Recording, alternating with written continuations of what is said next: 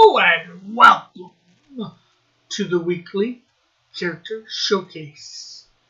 This week it's Warard, the demon, to go with Warard, the human, from last week. So let's, of course, share this out there on all our favorite mediums. The Twitters, for all the twits, which is me. I am one of them because I am on it, right? The Facebook for all the faceless people. It's where you go to get a face.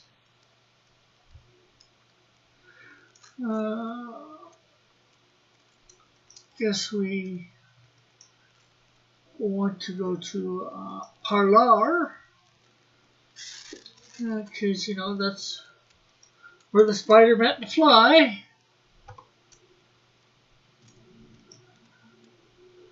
And then I guess we go to Minds, where you don't want to mind your own business, or do you? Or you don't want people minding their own business because you want them to know your business, so they'll interact with you. And of course, there's the one, the only, the Discord.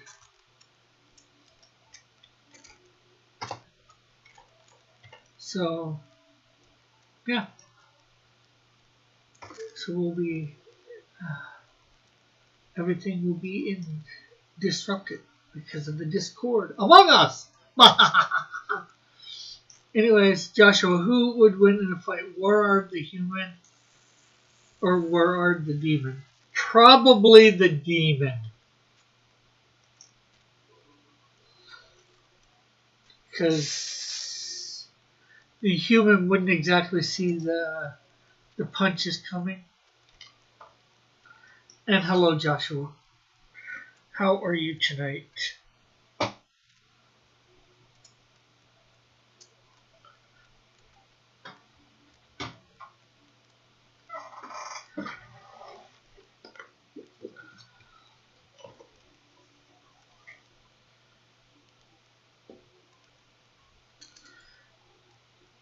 You know what? Let's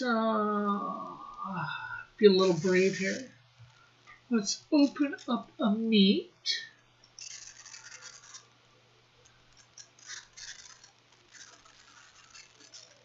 Good. What have you been up to?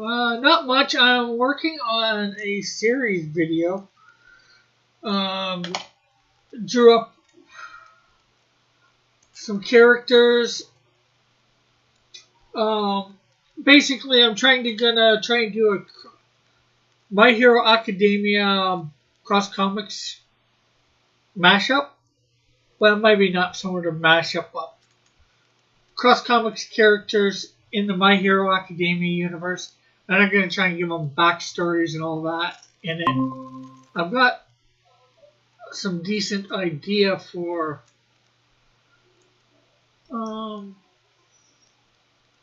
Canadian Shield. I'm working a little bit on Snowdrift. Okay, so, and I've been working on trying to create the backs of some trading cards for power level type stuff. I might see whether you guys out there can help me out a bit. I'll paste and we'll enter there. So let's see whether anybody joins us tonight in our drawing. Well, maybe it won't be drawing, but you know what I mean, I think. I'm not even sure what I mean. Maybe I don't know you. Maybe you don't know what I mean, because I don't know what I mean. You know what I mean?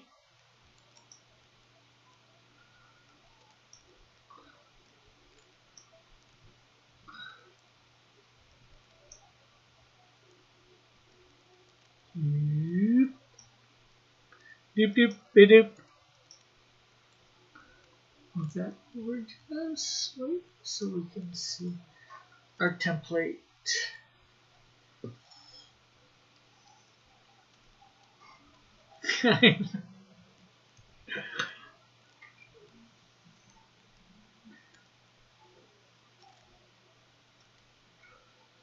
Yeah, I know, right?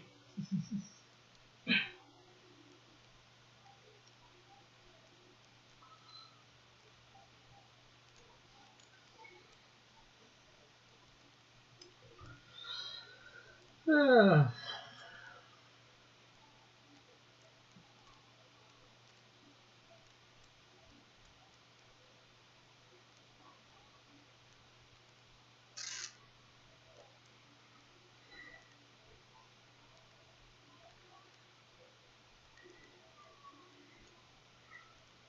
it's almost actually looks like a Spider-Man pose.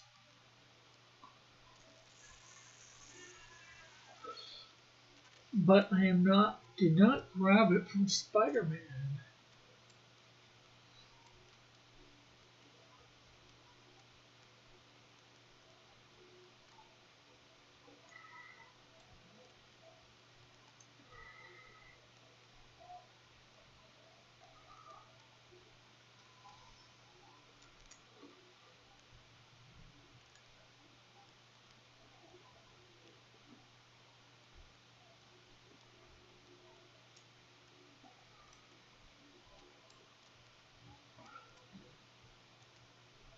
So anything new, Joshua, for you?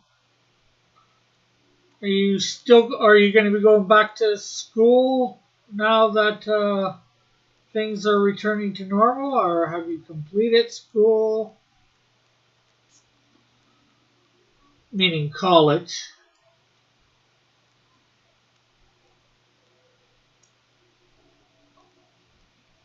Because I think you said you were going to college when you were out of the picture there for a while.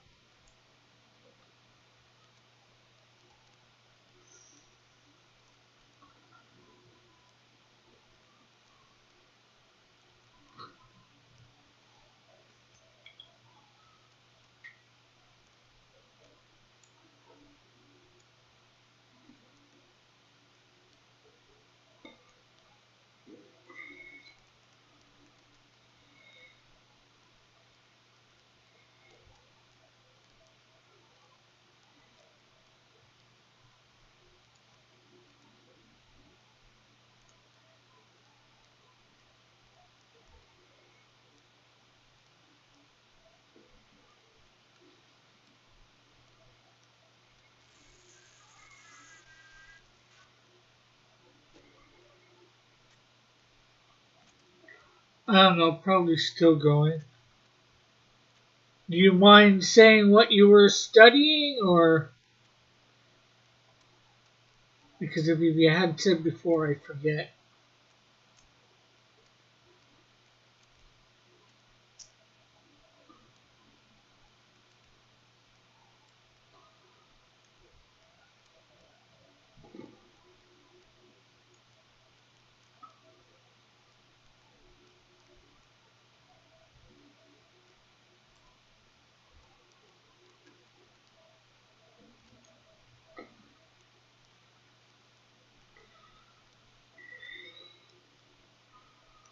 I've been playing RE remake, Resident Evil, I believe RE is 2 remake. I just bought it recently. Cool. Well, I was playing Injustice 2 uh, over on my Pied Piper channel, but I beat that. Me and Marsupial, maybe Metal, might be playing Stardew Valley together on Saturday over there. Marsupial might put it on his Twitch as well.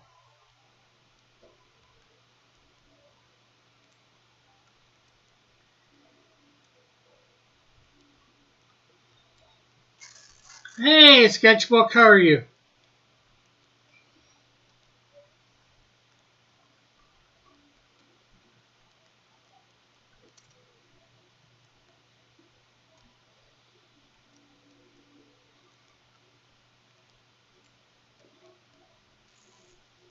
Been a while.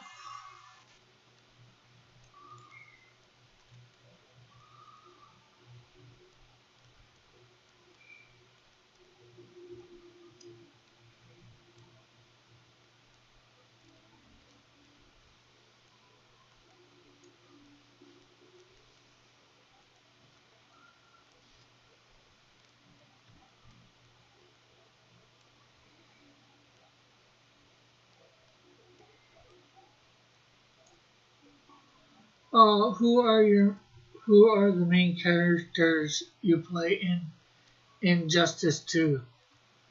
Um, Batman and Superman. Well, you play it switches you around a lot. In the main storyline, anyways. I think you start out playing Batman. Um, you end up playing Wonder Woman, Supergirl, Green Arrow, Black Canary, Blue Beetle, Firestorm, Catwoman, Cyborg, Aquaman, Black Adam.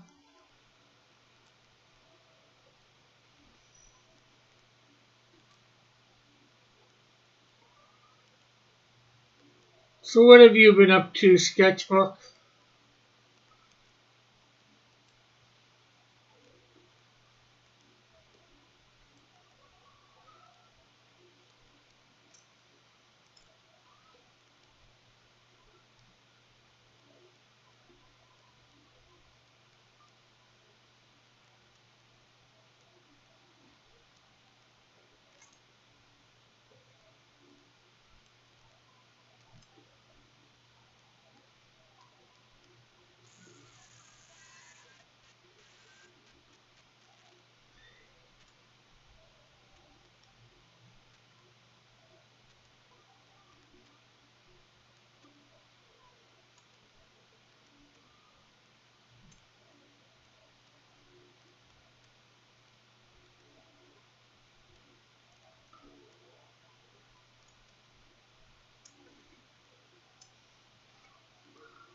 Oh, I mean your favorite one to play.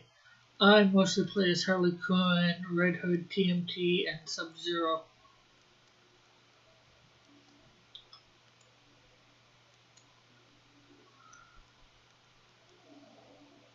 Uh, Mostly play as Harley. I haven't played much of the non-storyline yet. I was oh, playing Green Lantern a little bit, but more to build them up to hopefully be able to beat the in-game stuff.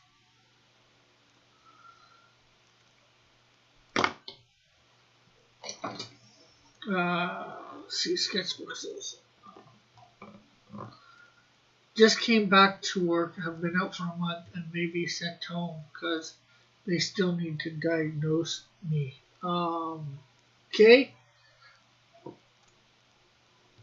I guess something's going wrong with your body. That's not good. Yeah, I think I saw something like you saying something on Twitter about that. Yeah, I still don't have the Nightwing staff gear. That's like the most rare ability in the game.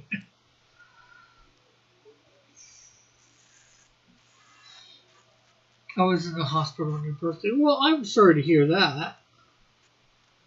Any idea what your problem is? what what you're sick with?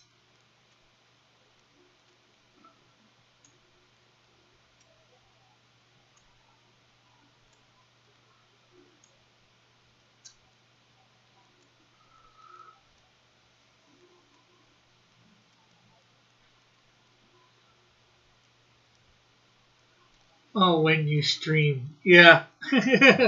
When I streamed High Noon.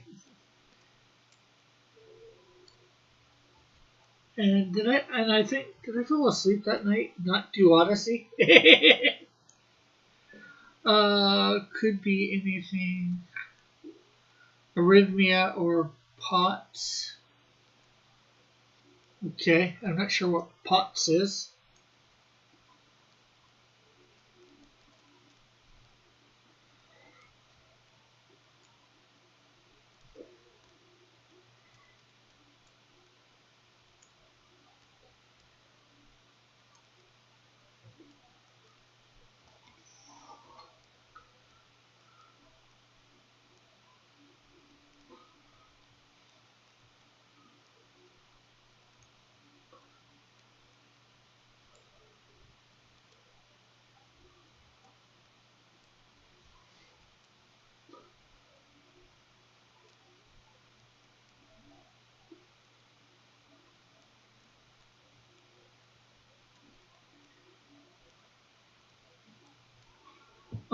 It looked like you were drawing Wolverine for a second. Yeah, these horns do look could easily probably be mistaken for his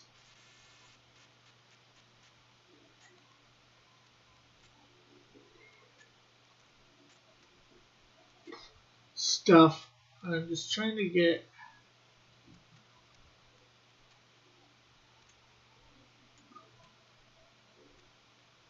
his wardrobe on here looking decent, looking real enough.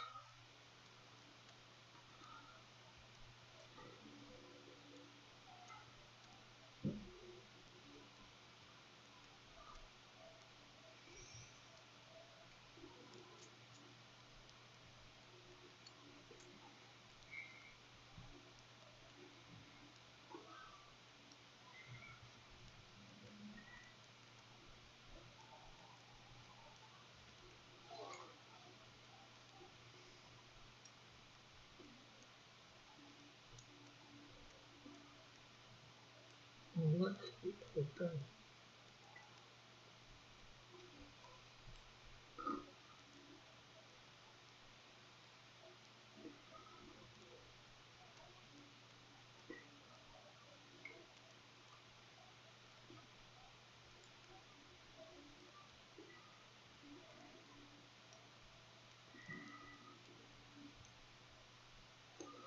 Well, for sure, I'll try to remember to be praying for you.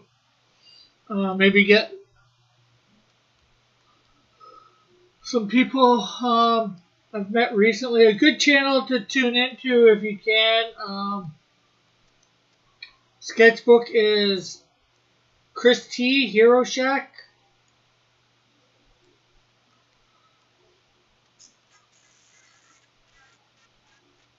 Another sort of Christian channel, Christian comic creator.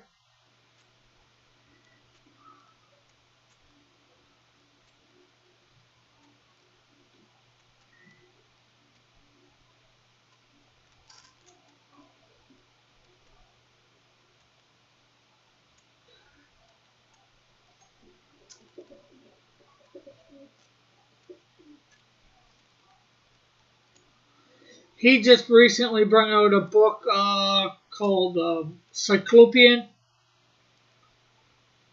Did a couple things on it. I had him on interviewing him sort of a couple weeks ago on the 22nd, 2 days before my birthday.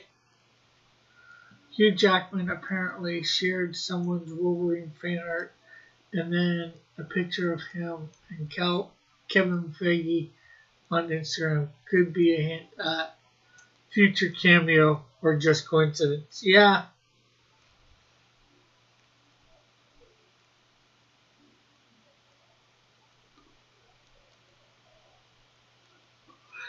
Yeah, Hugh Jackman becomes somebody else in the MCU.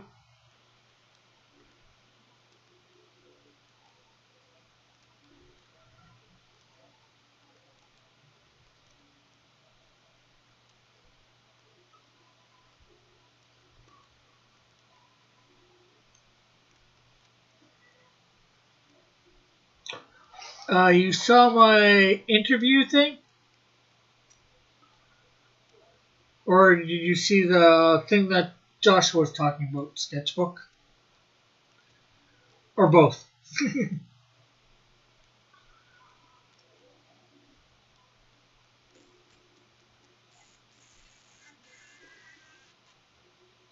Or Wolverine from Foxman in the Multiverse of Madness?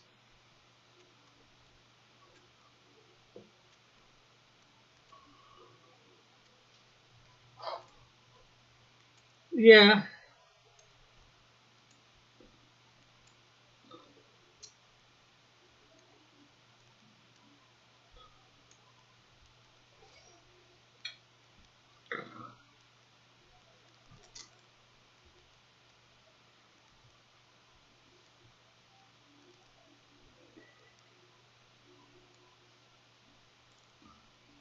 Oh, I got the notification for your Cyclopean interview.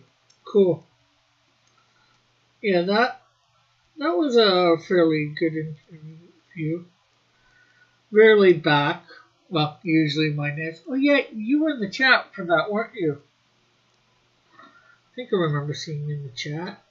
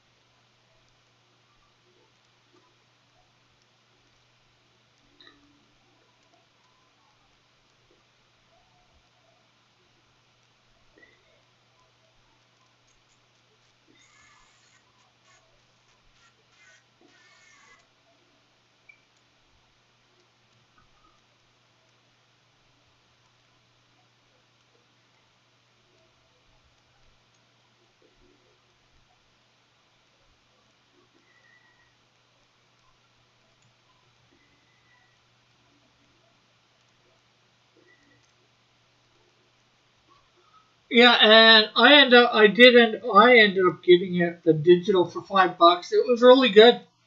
I enjoyed it.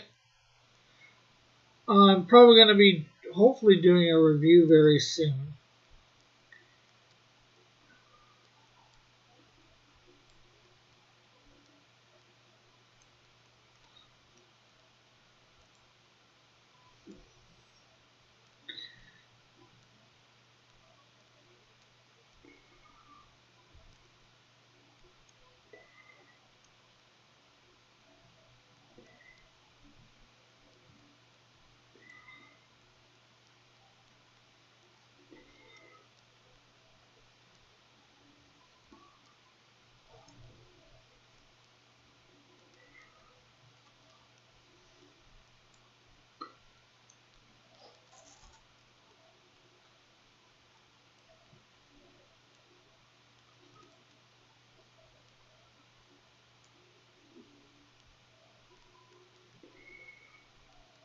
Actually, I got to do a couple reviews. I got to finish reading Red Rooster and do a review for that.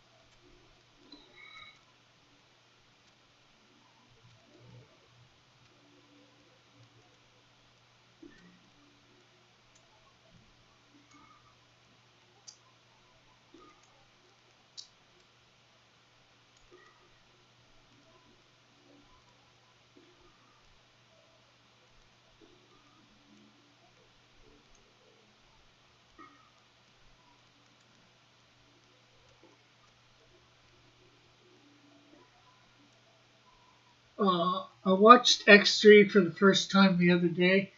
They really just killed off Cyclops, and then no one acknowledged it for the most of the movie. Yeah, I was not impressed with number 3. Then again, most, as I've said before, it seems most 3 movies are terrible. Yeah, the chicken book has finally came home to roost. Well, I did an unboxing for it too. Sketchbook. Was it you? There was a couple people left a comment, but it wouldn't come up. I could see it, but nobody else, as far as I know. I couldn't even reply to the comment.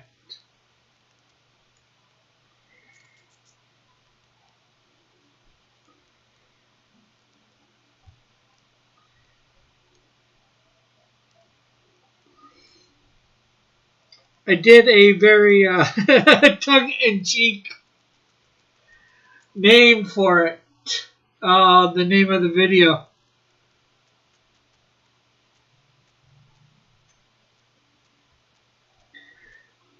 Has the cock crowed thrice?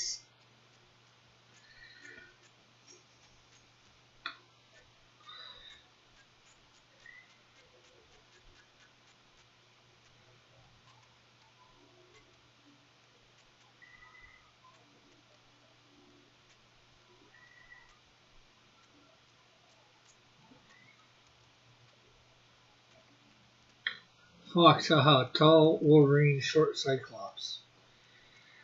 Or does Cyclops just look short because Wolverine's tall?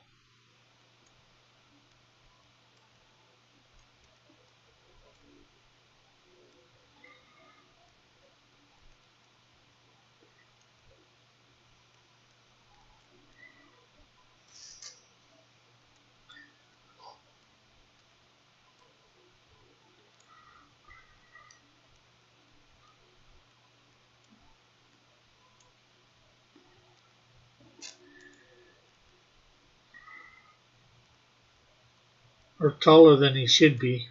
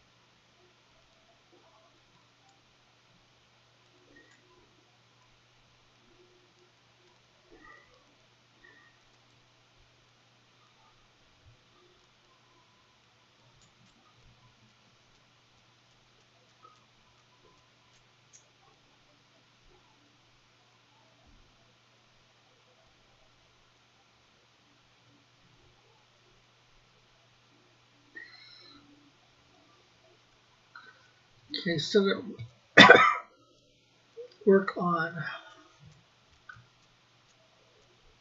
that foot.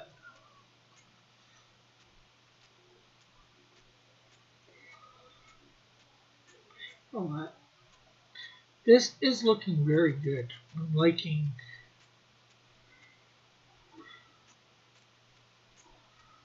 this. It's not quite to the pose what was there, but I chose an intricate pose actually.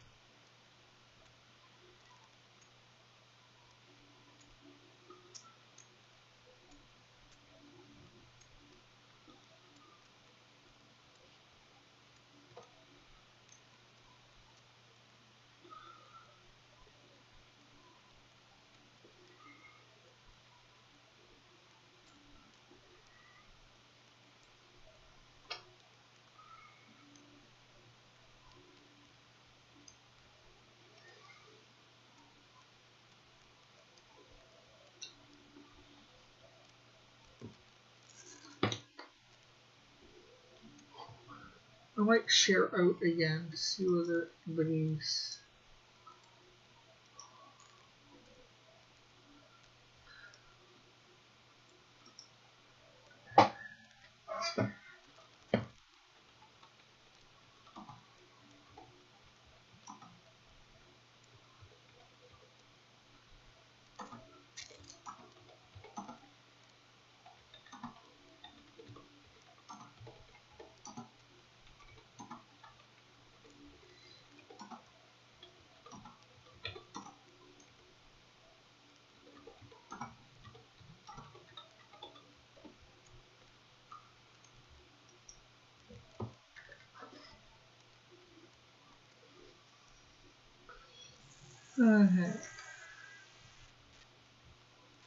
And if everyone out there could be sure to hit that share it out.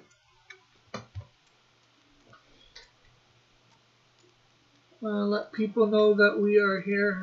Let's see, I'm going to share out again.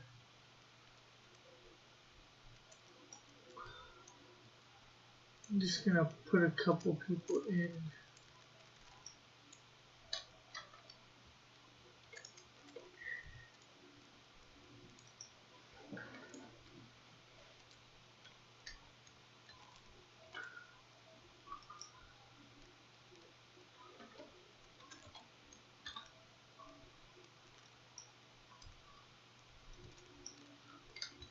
Share it out again. See whether we can get a few more people in the chat.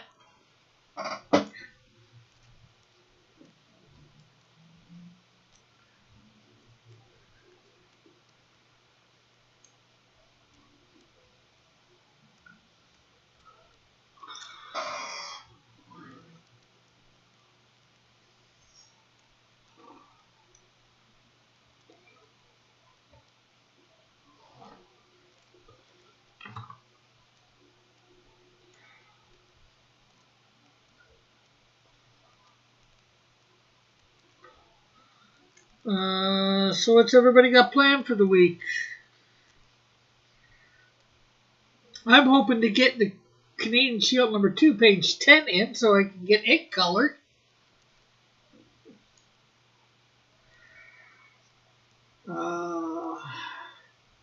I do hope I see people thought Wolverine was the best X-Men in those movies. He's basically the only one from the team that they focused on and developed.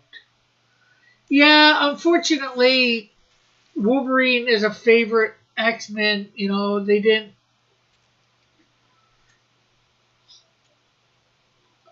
I'm not sure how I feel about them starting somewhere midway through. I think I would have liked, sort of like First Class, but I would like to see them go back, maybe with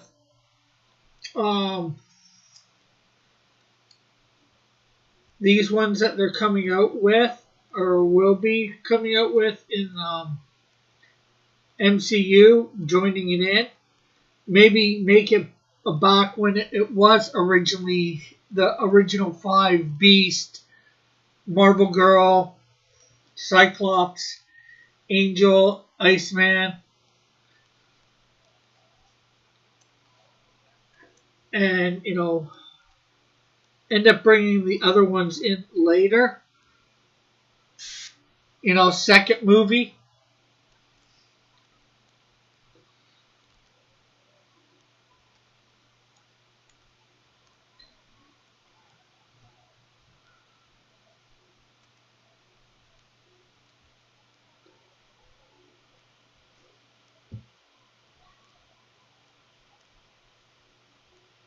I think that's how they really should do a good X-Men movie.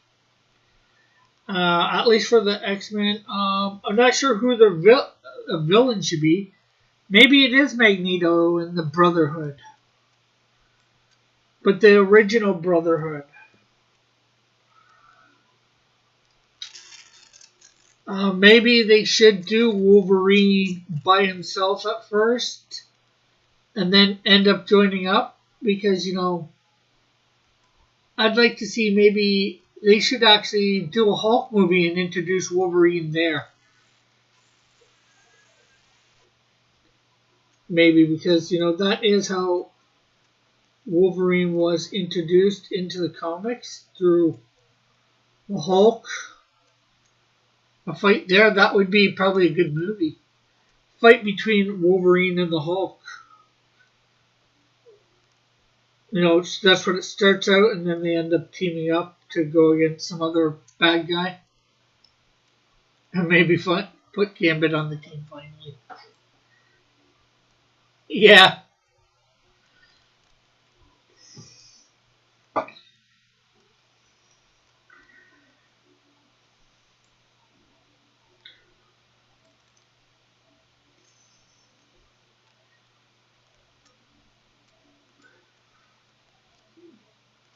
Well, they certainly have a way to get rid of Carol Danvers, Miss Marvel. Oh, why do the original? Why not do a movie when the X-Men was actually good and popular?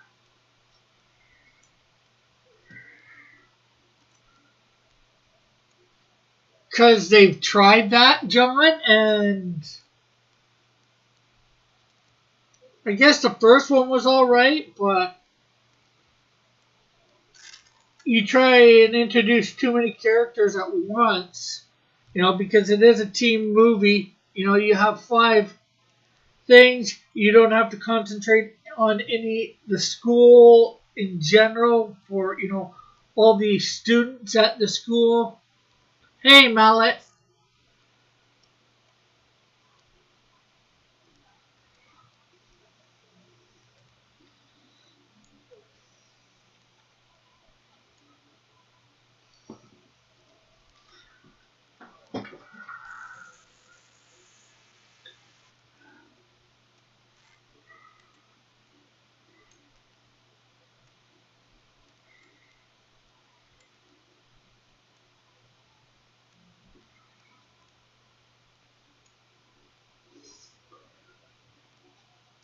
Sort of a universe building. You know, like all of us know who all these characters are, but not a lot of normies don't know who a lot of all these X-Men are. And they probably don't even really know who the main 5 that I said either.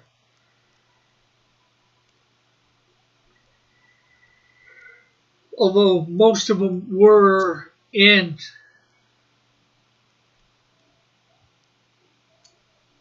the thing.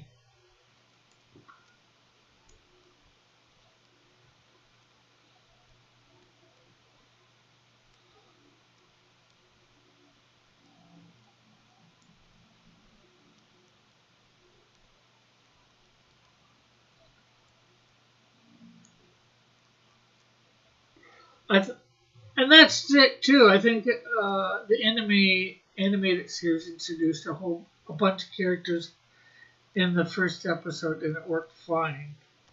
True. Well, the one did, the '90s version.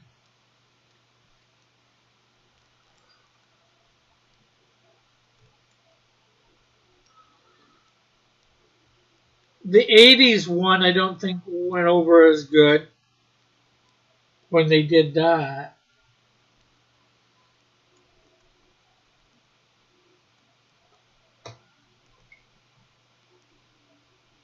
And I must admit, the '90s version is basically where I do remember seeing. I technically got introduced to the X-Men through Spider-Man and His Amazing Friends,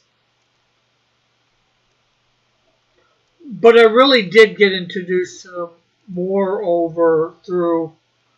I will admit, through the '90s series.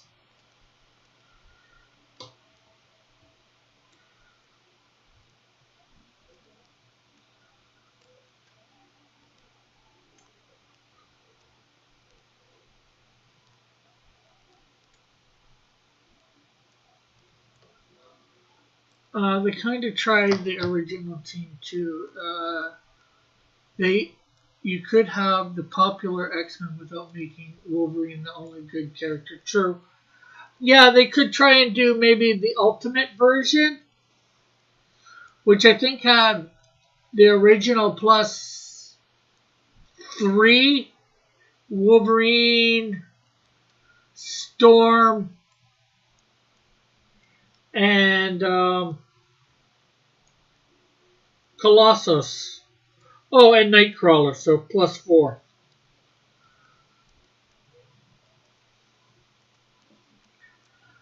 We all know they will shove lots of money in Jackman's face to kill off Wolverine and bring in the Wolfman and the X-Mammon.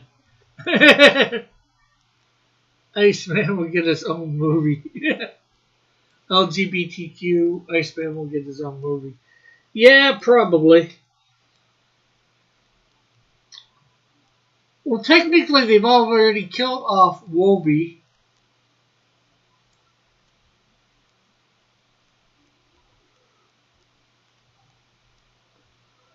With the movie Logan.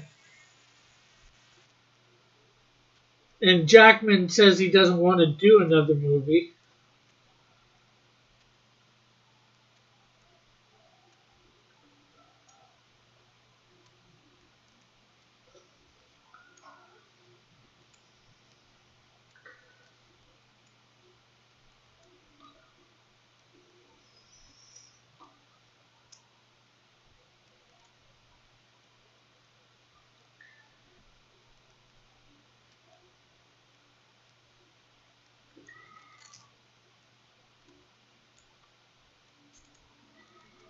No, Nightcrawler wasn't even one of the originals in the Ultimate X-Men. I think it was just the original 5 plus Colossus, Wolverine, and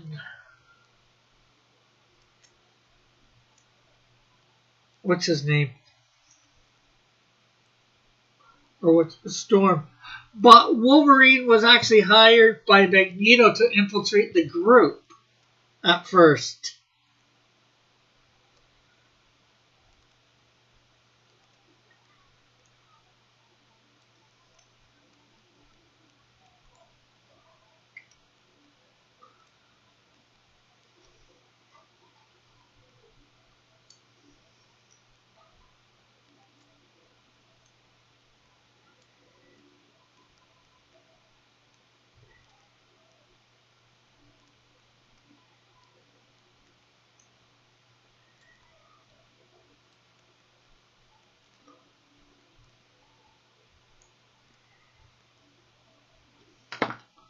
So, it's hard to say. It's hard to say which way they should go for sure. I mean, I do think they should go to the original 5, go back to some basics.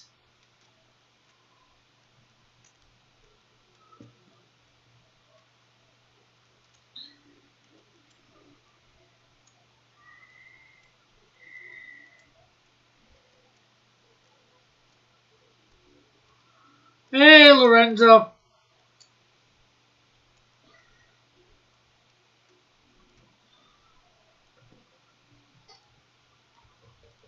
Okay, well, figuring out that's going to be hard.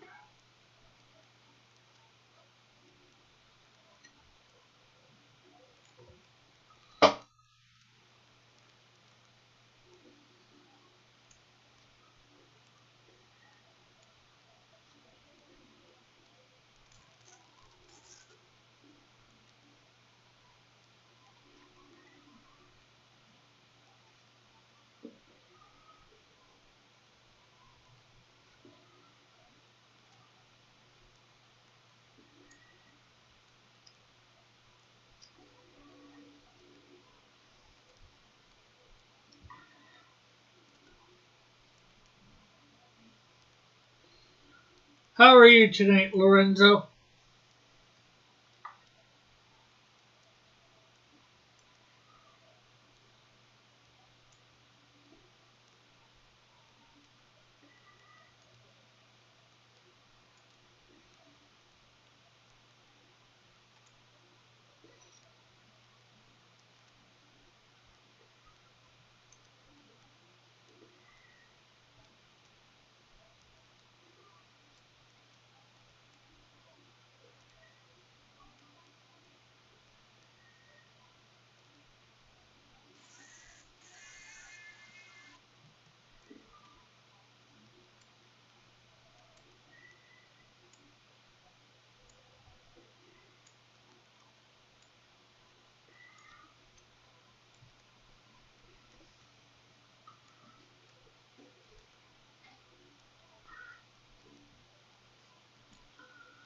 Uh, I started watching X-Men Evolution cartoon. The first season was hard to get through.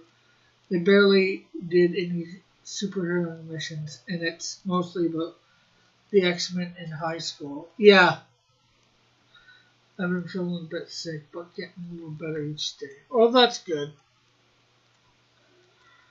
That you're getting feeling better each day.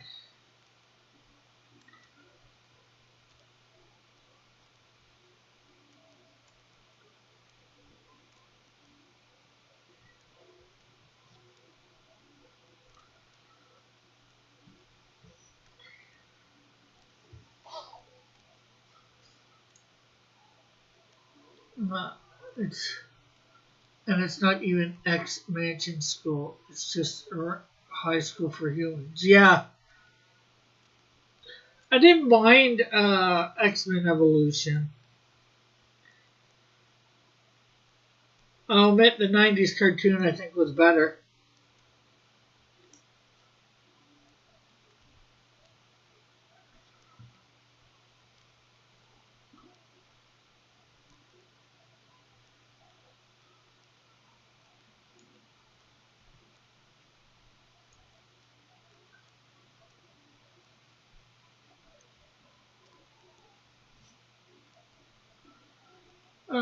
What part of hell did you find this guy wrecked? I don't know.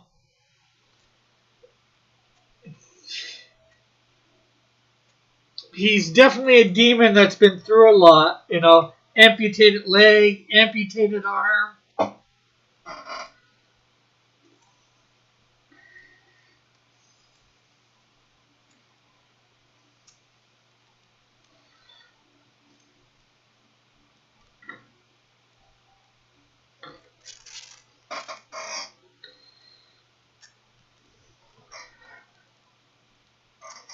And heck, this is double amputated. Part of the leg, and then the foot's even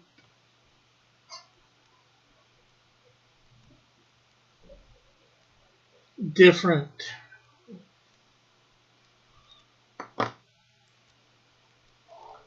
Yeah, good to see you over here, too, Mighty Geek. Or Terry. Um, I know people have been calling you Terry a bit lately. The question is, what would you like me to call you, or does it matter? I know I.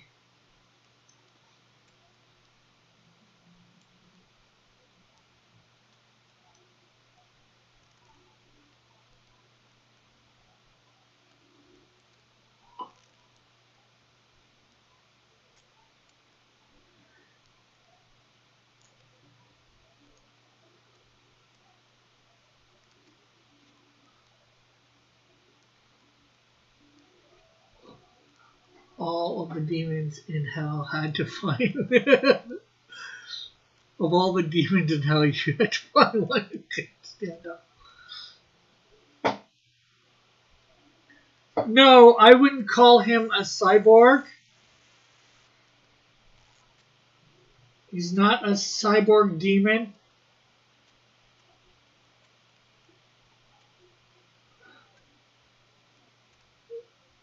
Because these are not metal, they're not computerized.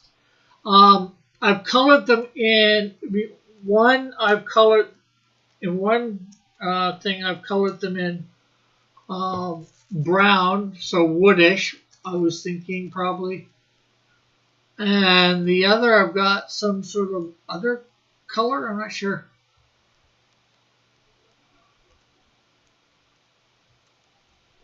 Goldish.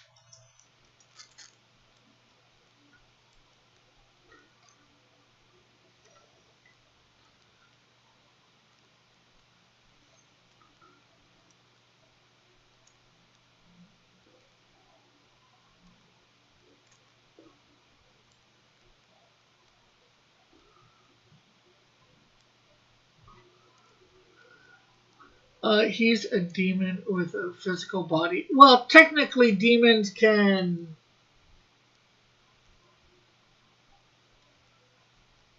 from what I know, they can appear to people, so they have to have some sort of body or look like they have some sort of body, right? And then of course they can take on a appearance of somebody to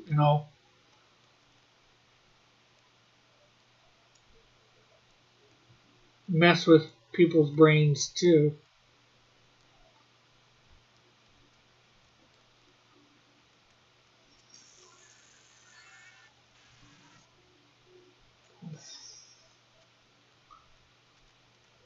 We know they fight and they can get one another, and I believe they can get hurt in those altercations. I could be wrong. So he's made the limbs move with demon powers. I wouldn't say demon powers.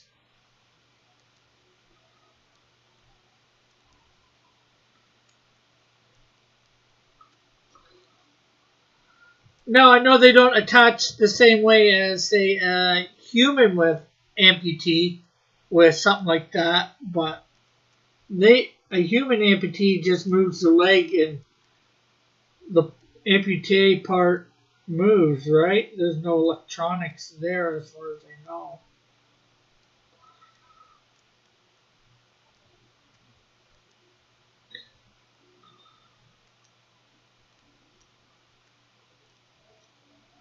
Although some are slowly becoming that way, I must admit.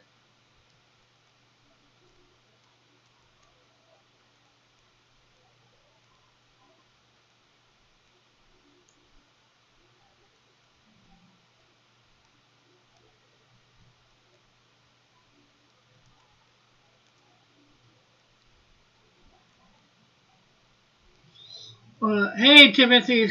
What's up, Rick? Not much, just inking a bit of the Demon Warard. I know that Lot is said to have welcomed men into his house, and they turned out to be angels, so maybe demons can do something similar. Yeah, and obviously also those same angels plus another one, which is suspected not to be an actual regular angel, it was suspected to actually be the Lord himself, was in Abraham's camp.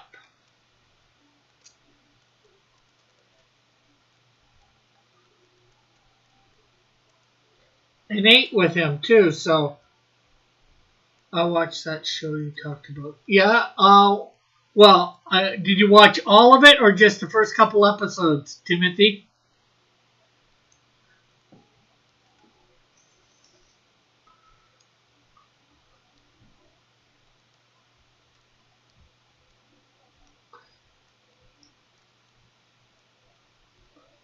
And for whatever you saw, what did you think?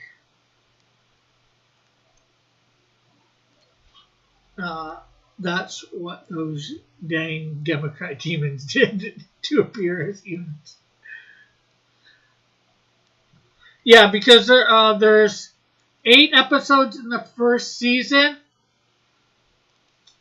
And right now there's 7 seasons in the second. The 8th will probably be out soon.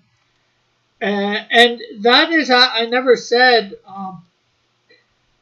before, that is all done with crowdfunding. That show is completely made with crowdfunding. They crowdfund each episode.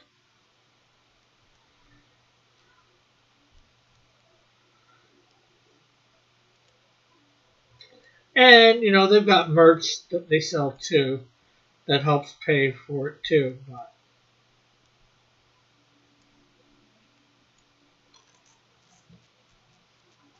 It's called The Chosen. It's based on the life of Christ and his disciples. or more based on his disciples. And, of course, you see Christ in there.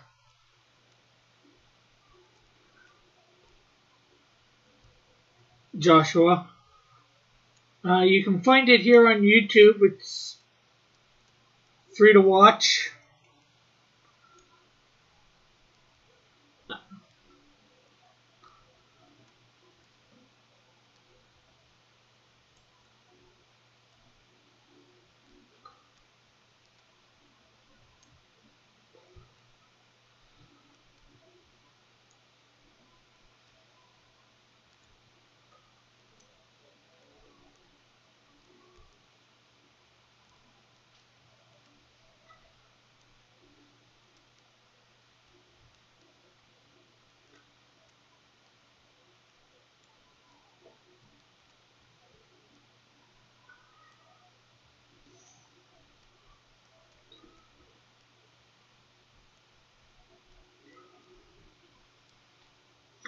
Well, I'm glad you like it, Timothy.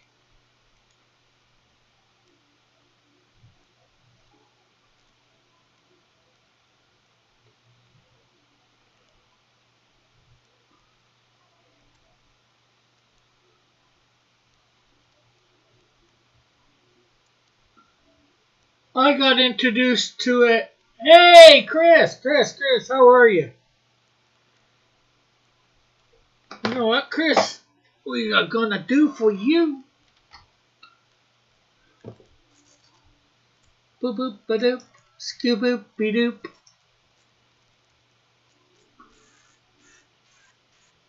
There's copy joining info. I think Lorenzo has the link if he wants to come on.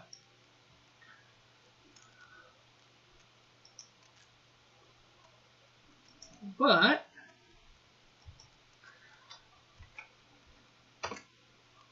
if Chris wants to come on, I just sent him a link on Twitter.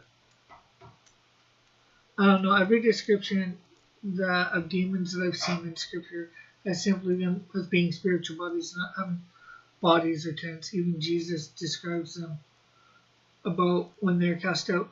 But the thing is, sketchbook, demons are just fallen angels.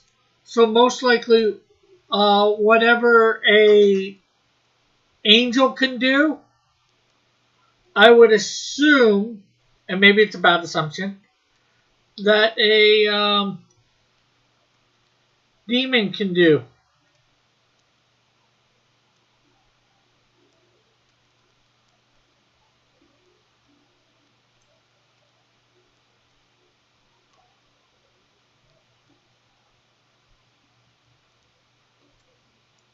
Oh, you're good?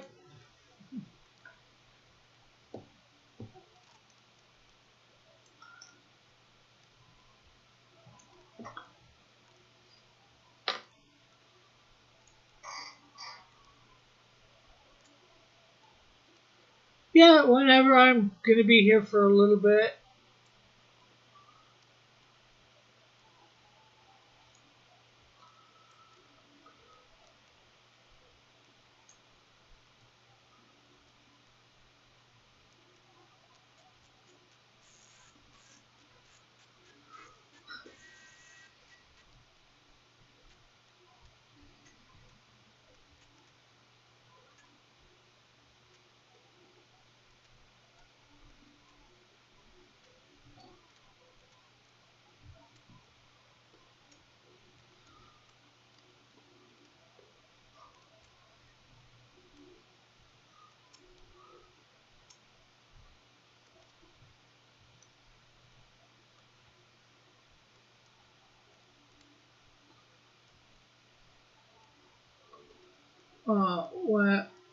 When will the Muppet Babies regret version of Jesus show?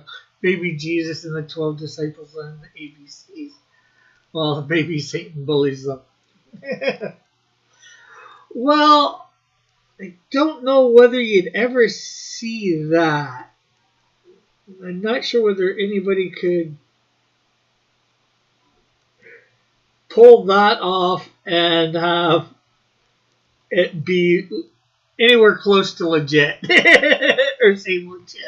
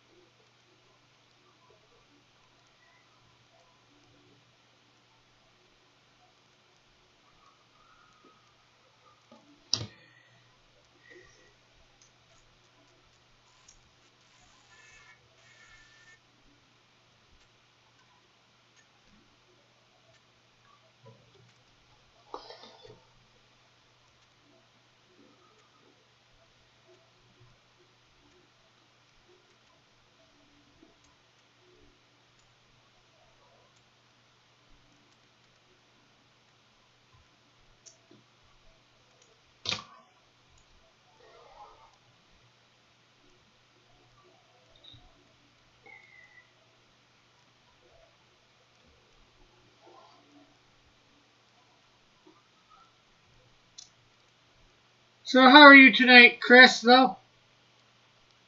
Are you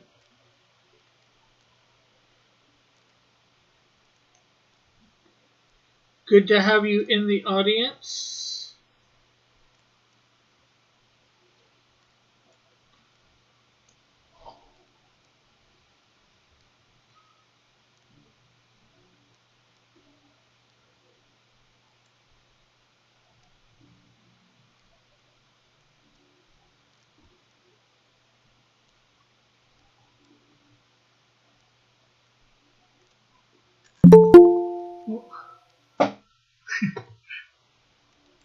John popping in sort of scared me. I don't know why. Hey, John. I'm a scary guy. Well, it's not so much you. I think it was the noise. I just wasn't expecting the noise. Oh yeah. I'm arguing with Dario right now in DMs. Yeah, but what? He wanted me to watch this movie called Nocturnal Animals. Okay, can't say I've ever Uh, heard of it. it was fairly popular, but it's a by they're calling it visionary director Tom Ford. Tom Ford, who is known for being like a fashionista, he's a designer, but he made a movie called Nocturnal Animals, and Dario suggested that I watch it. And there's one thing I don't like. It's people wasting my time. This movie was so bad. Yeah. It's I don't know, man. Like, have you ever watched something and then Wondered think to why. yourself, what? What's that? Wondered why you watched it. No, I know why I watched it. Oh, here, let me turn down my air conditioning. Maybe that will fix my microphone. I don't know. Let's see. The gain on John's mic appears to be cranked up. It's so loud, says Lorenzo. And Sketchbook says, "What's up, Dylan?"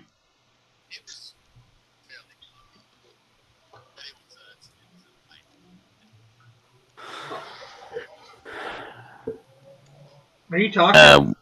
No, I wasn't. You were yelling about something? What? Oh, just reading the chat. Lorenzo was saying your mic appears to be really cranked up. How does it sound now? To me, it sounds good. I'm not sure how it sounds on YouTube. Oh, let me take a look.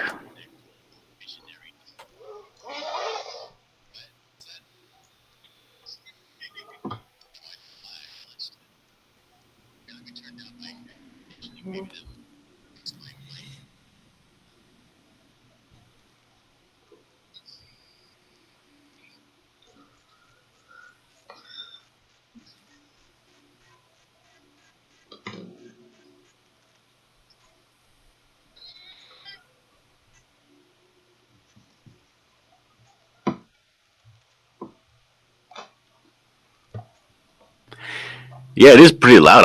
I'm watching the YouTube and I'm hearing myself. Like I'm watching the YouTube and I'm actually hearing um, the replay that I'm listening to through my headphones that are my mic is picking up. Yeah. The headphones that are in my ears. But anyway, I was watching this movie and it's one of those movies where it's a story and a story and a story. Okay. This lady is unhappy in her life because she left her true love when she was young and decided to marry for money. And of course, as a byproduct of that, her husband is now cheating on her. Sure, she's running a failing art. um, what do you call it? Advertising? Or No, an art gallery. She runs a gallery, but she's also an artist. okay. But she gets a manuscript, or I guess a treatment, from her ex-husband, who was an aspiring writer, and she gets a script from him for a book called Nocturnal Creatures. And she starts to read it, and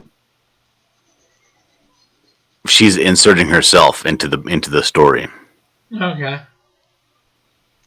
So the story then it does the thing where they start to the story that she's reading. That's what the movie is primarily. So it ends up being you're watching the film of whatever he wrote. And Yeah. it's supposed to be a story of revenge, and the themes in the film are pretty heavy handed. But it's a very ineffective revenge story because, oh, that is to say, because they set him up as a very, very weak man who makes very, very bad decisions. It's a guy, his wife, and their daughter are on a road trip through West Texas, in the middle of nowhere, in the middle of the night. Uh-huh. And they come across a guy or they come across these cars in the road that are kind of hogging up the road, and they honk, because there's no way to pass and they're driving too slow. And the guys are kind of drunk. So the guys move over and he passes them, of course. And as he passes the cars, his daughter decides that she wants to be cheeky and she goes to the back window and flips off the people they passed for making them slow down. Of course, that enriles the people that they passed. Mm-hmm. Then they get out and they pull up next to the car and they're yelling at him and yada, yada, yada. And then they bump cars in the road and he tries to force them off the road. But the thing is, this guy, this father character, is so weak, so unbelievably, and I want to stress unbelievably inept and stupid, that you're disgusted by him. For instance, if you were a man and you were taking your kids, or you're taking your kid and your wife on a road trip, and you're going to be driving for hours and hours and hours in the middle of nowhere, and you come across a bunch of guys that are rowdy and drinking in the middle of nowhere, and they start to bump your car, what do you do? What would you do, Rick? One obvious thing is, sort of bump back. Mm-hmm. Another thing is obviously try and speed up and get away from them, but that probably might be hard to do. It would be a little trying to figure out what to do without hopefully hurting them. Although yes, I get they're trying to hurt you, so you shouldn't care too much whether you are not. Because, like, right off the bat, if that were to happen to me, and the guys started, driving up to me. Oh, and they're hooting and hollering, and they're on my left hand side, right? It's a two lane highway, so they're driving on the wrong side of the road, harassing him on the driver's side, right? Yeah, I probably figured that. Yeah. So if they're doing that to me, the first thing instinctively I'd be like, these guys, and I just hit the gas and just go. Yeah. And unless I was driving someplace dangerous, like with a lot of curves, I would just hit the gas and go as fast as I could and get away from them. Yeah. That's not what this guy does, of course, right? He slows down, let the guys get in front of him. They start to brake check him and harass him in the front. But he doesn't want to go around them because he doesn't want to get out of his lane. He's in the middle of nowhere. He's getting harassed by drunken adults in the middle of West Texas with his wife and child in the car. What a crazy moron. that is definitely not on my checklist. What I would do in that situation, because there's no way that you're going to be able to reason with these people. They're drunk. Right. So, like I said, you're either checking them back or you're, like you said, or I said and you said, hitting the gas. Yeah, you either hit the gas or you slam on the brakes and let the guy go. Yeah. Right? Yeah, well, the question is, would they let it go at that? Most likely I would think they wouldn't, because they're drunk and they're idiots. Yeah, no. If they decided they wanted to stop and come back, then you go around them. Whatever, don't. Whatever you do, you don't stop your car and tell them, because they slam on the brakes. You don't stop your car and then get out of your car and confront 3 drunken men. True. With your wife and kid in the car. And this is not what he did, right? Unless you're somebody super strong or something like that.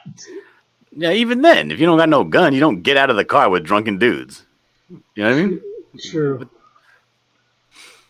So then they pull him off the road, and they slam on the brakes. He rear ends them because they brake check him, and then he yells at them, pull over, right? Yeah. And so he pulls over. So again, this is strike 3 already, way past strike 3 already for this idiot protagonist of the movie. And again, this movie kind of stops. And yes, this is the plot to Nocturnal Animals, ID Crisis. So then he's, and the movie kind of will go back and forth. It'll stop that main storyline, and then it will go to the lady and talk, and kind of showing how she's hard up for love and how she made the wrong choices and yada yada. And she's falling in love with her ex-husband because, he finally wrote a good book kind of deal. And then it goes back to the story, and then the guy's like, he gets out of the car and he tells him, what you doing? Why'd you hit my car? So immediately this guy's obviously they're trying to harass you, right? Yeah. So they go on with this little narrative of like, whoa, well, you hit my car. Well, get out. Look at the damage you did. Oh, now you got a flat tire. You know what? I'm going to be nice and I'm going to fix your tire. Get out of the car. Get your wife out of the car. We got to jack it up. That kind of stuff. You know what I mean? It's like, get out of here with all this nonsense. Like, who would ever go along with any of this? You know what I mean? Yeah. It's like, obviously these people are drunk. They're being stupid. They're going to kill you. They're going to probably, beat up, rape your wife and child. You don't, none of this stuff is anything that any normal person would do. So they're setting this guy up to be this big, sad story, right? Because eventually they do kidnap, murder, and rape and kill his wife and daughter. That's where the story goes. And the whole time you're like, well, duh, right? They make him get out of the car. Oh, you're going to drive my car and I'm going to drive your car and we're going to go to the next town. We're going to what? Get out of my face with this nonsense. It's so unbelievably hard to follow the narrative of this guy. You know what I mean? Yeah. Well, I got a question. Why did Dario want you to watch this movie? Because he said it was a good film. Okay. He says it was really, really enjoyable. It had a good progression. It had good story, good characters. and it made you think. And I will say this: it is set up to be one of those movies, kind of like a Birdman, where it makes you think about it after you finish watching it. It does. The only problem is that it Getting through it. it makes you think about it in a bad way. I mean, the more you think about it. I'm talking about a movie, Lorenzo, called Nocturnal Animals, starring Jake Gyllenhaal. And Sketchbook's wondering how's the bucklers coming. Oh, good. I'm working on lettering right now. I finished coloring the book. Oh, that's good. So what? I'm coloring the Temple of Twilight right now. You mean lettering? Whatever. You know what I'm talking about, Rudy. Because I thought you colored Twilight like months ago. Yes, I'm lettering it. Yeah. So. What happens? What? You think you should be done the lettering of both books by the end of next week? No, I do my lettering well. Okay, when do you expect to be done the lettering? Yeah, probably about 3 weeks. 3 Both weeks? books. Okay.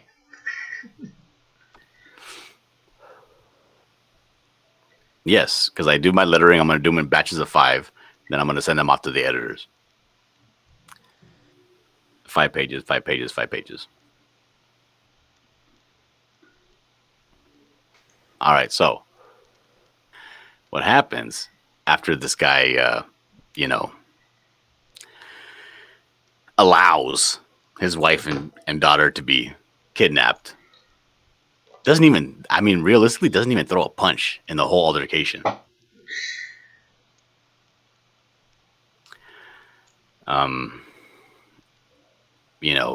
They get kidnapped, and then eventually they call up this guy who was pretty much the star of the movie. He's the runaway star of the movie, and he's the detective. And he says he meets the guy up, and he's like, "Hey, we heard you got into some stuff yesterday. Let's go backtrack your stuff. Let's go figure it out. We're gonna do some detective work." And you can tell. And the reason why I thought this movie, Michael Shannon anyway plays the detective. He does a great job. He's a small guy, slight frame, looks sickly because he has cancer in the movie. But is very impressive and imposing. But the reason I did not like this movie, because this guy Michael Shannon, this detective, is taking this guy, and they actually do end up confronting and meeting these people again. Is that right from the get-go, right when he first meets him, he's treating this guy's situation like it's something that's understandable. Because the thing is, they do a very good job, too good of a job, and I'm not saying that in a good way, but they did too good of a job setting up how inept and beta this guy is. He's too much of a sissy. He's too much of a wuss. You don't root for him. And the whole movie is basically about him trying to get revenge on the people that killed his wife and daughter, get justice, get revenge. But you're not rooting for him because you hate him so much for his absolute cowardice. You're hoping he grows a backbone, but he never does.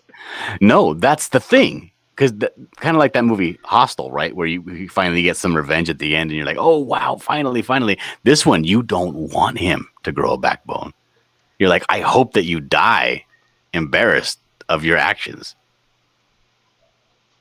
I hope this doesn't work out for you. I hope you don't get revenge for your wife and daughter because you never deserved to have a wife and daughter to begin with. Like, what an absolute failure of a human being you are. That's how much they set it up in the beginning. And the thing is, like, he's telling him, he's like, he's asking him when they told you to get in the car with your wife and whatever, and you didn't fight back, and then he kind of goes like, he kind of like shakes his head like, oh, I guess it's understandable. It isn't. There's nothing in this movie, and nothing about the actions of this guy. And it's a long scene, dude. It's about a good half an hour. The setup, right, for when his wife and daughter get kidnapped, and when it finally concludes. Oh, It's like a half an hour of just watching this guy, just this absolute failure, just squirm, you know? And it's like, why am I? And the thing is, they set it up. He tries, the director, Tom Ford, tries to finish this off like a regular revenge movie, and it just fails. It just does not work because you don't care about this guy at all. He's such a disgusting character. And they try in the movie, they try to make it seem like, oh, he's having a little bit of development as a character. He's growing a little more assertive, but nowhere near, anything good enough. Just a really obnoxious, gross movie to watch. well, I'll be sure not to watch it then. Yeah, I would say, don't watch it.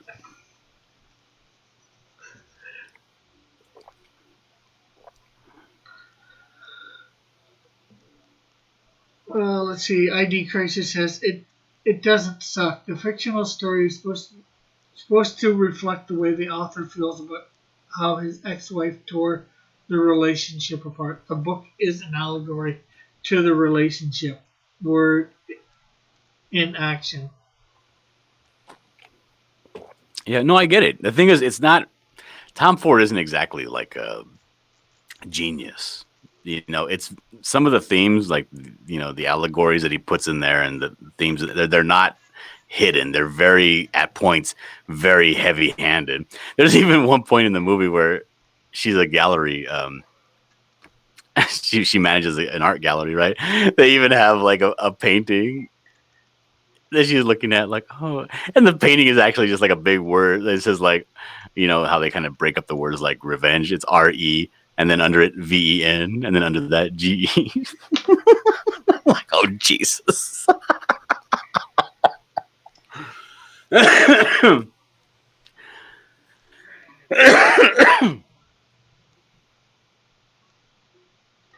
Crazy.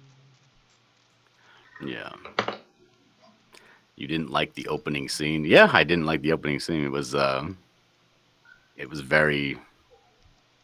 Yeah. He says some of it is in your face. It is. But, again, it was an interesting movie to watch. But I could have done without it. Plus, there was a lot of dead, I don't want to say dead air, but dead film, I guess you would say. They linger way too long on a lot of shots. Because the whole movie is her contemplating her life, right? And her choices that she's made. Yeah. And the things she's missed out on. And it's just so many. Let me find out the lady's name. I think it's, what was her name? Crazy. Amy Adams. Amy Adams is the actress. Oh. And it's just a whole... It's just minutes and minutes of just extra footage of just her looking at her face and her thinking, and she's not that expressive when she thinks. She's good. She's not bad in the movie. They put on a good show, but the failure of this movie is not in the actors, it's in the directing. Or in the script, the writing. Maybe. I don't think so though. Because can you blame the director if it's a bad script? Yeah. Well, a good director can spin. Not unlike Rumpelstiltskin, a good director can spin gold out of straw. Because again, I mean, script is a script, and it's just essentially, that's your working guideline. Making the movie is making the movie. Yeah. But yeah. There's a lot of these long, lingering scenes where they have these long violin sections where it's just...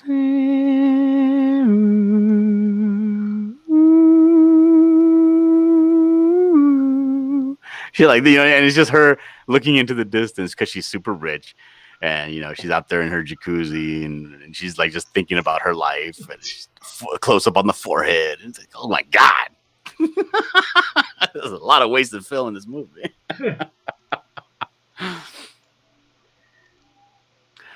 I don't know. That's just my critique. Yeah. Yeah, let's see what sketchbook says here. You can if he wrote it, but it's his job to put a story on film. ID says the director can spin gold or say no to making the movie. Yeah. Yeah. But apparently it was adapted from a book, so I don't know. And actually, my question is it a good director can do that or a great director? Can do what? Spin the gold, from straw. A good director can do that. It doesn't. I mean, it's all degrees, right? Yeah, I'm saying, but for a very bad script, do you need a good director or do you need a great director to make it gold? If you got a very bad script, a great director will say, no, I'm not going to make this movie.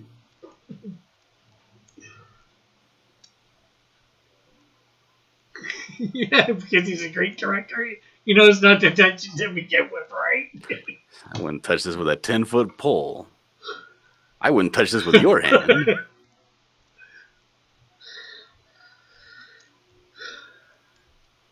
Much like a comic, a great script can be hurt by an artist who can't tell the story visually. It's true. ID says you want to see a film, Murder. Look up Neil Breen, the master of bad movies. I don't want to see. I don't want to search out bad movies. What about bad movies that are so bad they're good? I mean, the movies that are so bad you like them. There's no such thing as a movie that's so bad it's good. Or so bad you just have to see it. I mean, it doesn't fall into that category. It doesn't. But the thing was, this movie tried. The movie was grasping at things above its level. Sketch says a good director can tell a story. A great director can give you a great cinematography and performances on top of that story. ID says, oh no, you want these. Sketch says, there's no such thing. So bad it's funny. Yes, good, no. Like a car accident. You can't look away.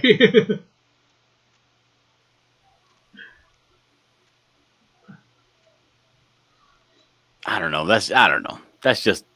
I watched a movie. I wanted to talk about it. Yeah. You wanted to share your misery with us. Yes. On the plus side, I did watch a very entertaining movie. Very good movie with a good premise, some new ideas. Maybe not new ideas, but ideas in a new way. And a couple of good... it was called The Future War. Yeah, I heard about that. That's a good movie. You liked it? Yeah, I thought it was going to be another one of those, like... what is that zombie movie that came out recently by Snyder? That Las Vegas zombie movie? I'm not sure. ID says, rest in peace, Richard Donner. I know that name, I just forget who he played or whatever. I think that Richard Donner was the director from Lethal Weapon. Oh, okay. And ID says, I just got here.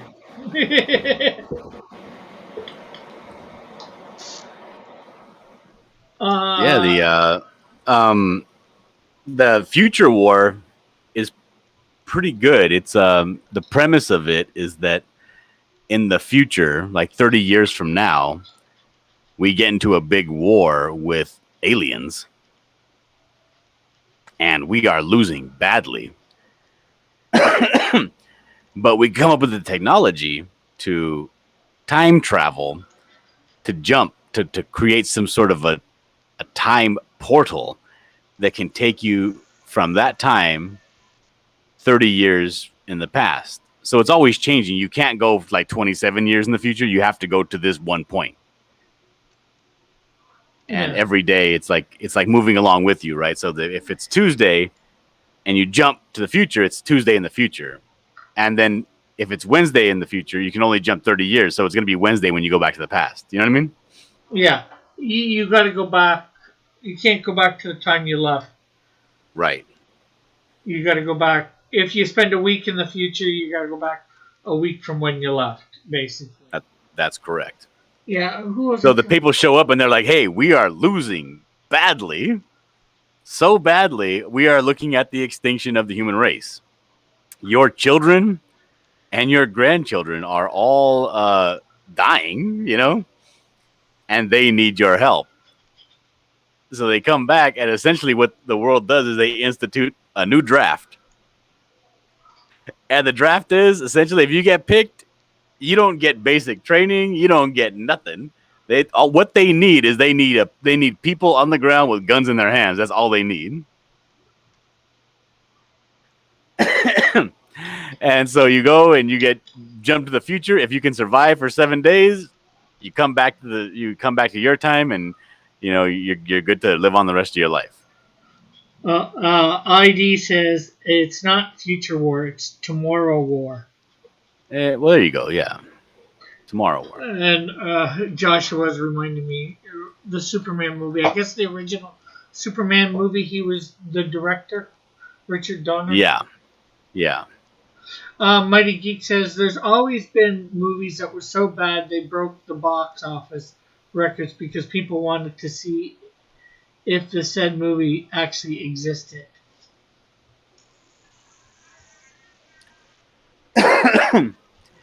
Yeah, so they get this guy Chris Pratt, who is ex-military,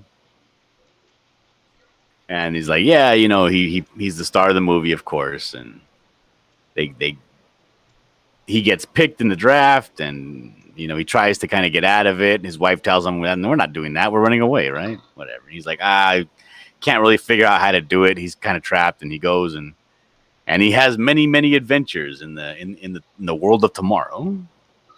I don't want to ruin it for you, but there's a couple of twists that are really good.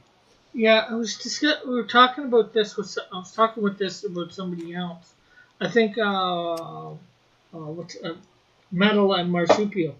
The other day they were talking about it on the Vomitorium. And what did you guys decide? What did you have to say? Well, I haven't seen it yet, so we were just talking about the premise of it, and I think we were talking about time travel and all that. Due to I forget what. But yeah, it's a movie I'd like to see. Unfortunately, it won't be in theaters around here. Unfortunately, what? Unfortunately, it will not be in theaters around here. Theaters aren't open up here yet. Oh, well, isn't it already? It's already playing in the. I don't know, what is it? Amazon or YouTube or something? Yeah, it went straight to Amazon, didn't it? I could download it. Watch Party, Rick. They can only take. Oh, watch parties are always abysmal failures. They're not worth doing. We were doing it for a while in my Discord sketchbook. We were doing some movies on Saturdays and Sunday nights for a while. Every so often, we still do a watch on in my Discord. That's the thing. Nobody sets it up right. There's no people. People think watch parties are some sort of thing. They really are not. The only reason that watch parties on the internet are famous is because people that are already famous are doing watch parties.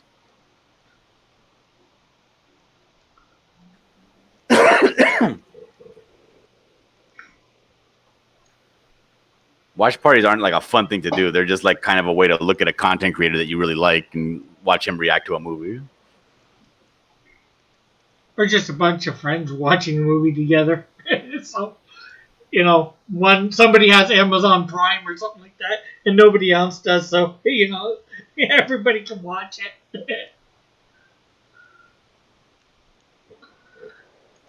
for free. So that is that. Oh, I'm working on Timothy Olsen's cover. You want to see it? Oh yeah, yeah. Let's show everybody that. I don't know. Maybe I shouldn't show it. Maybe I'll ask Timothy. Timothy, should I show the progress on the cover?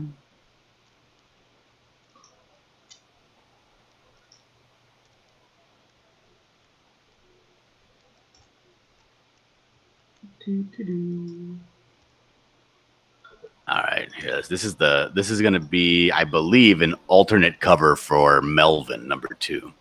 Yeah. So let me go and I got to grab the picture. I don't have it scanned in yet, so I just I got to grab the picture I shot to Timothy. Let me grab that real quick.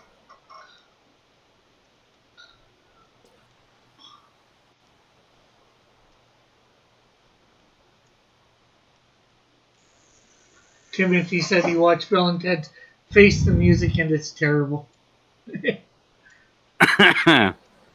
Oh yeah, and you were talking about asking about different people if they want to color it or try. I'm up for it.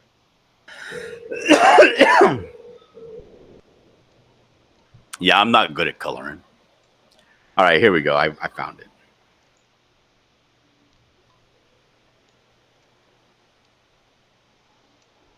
Has Melvin 1 been fulfilled? Asked Sketchbook to Timothy. I think it's been mainly fulfilled. I'm not sure whether it's been 100%. Here it is. Okay, let's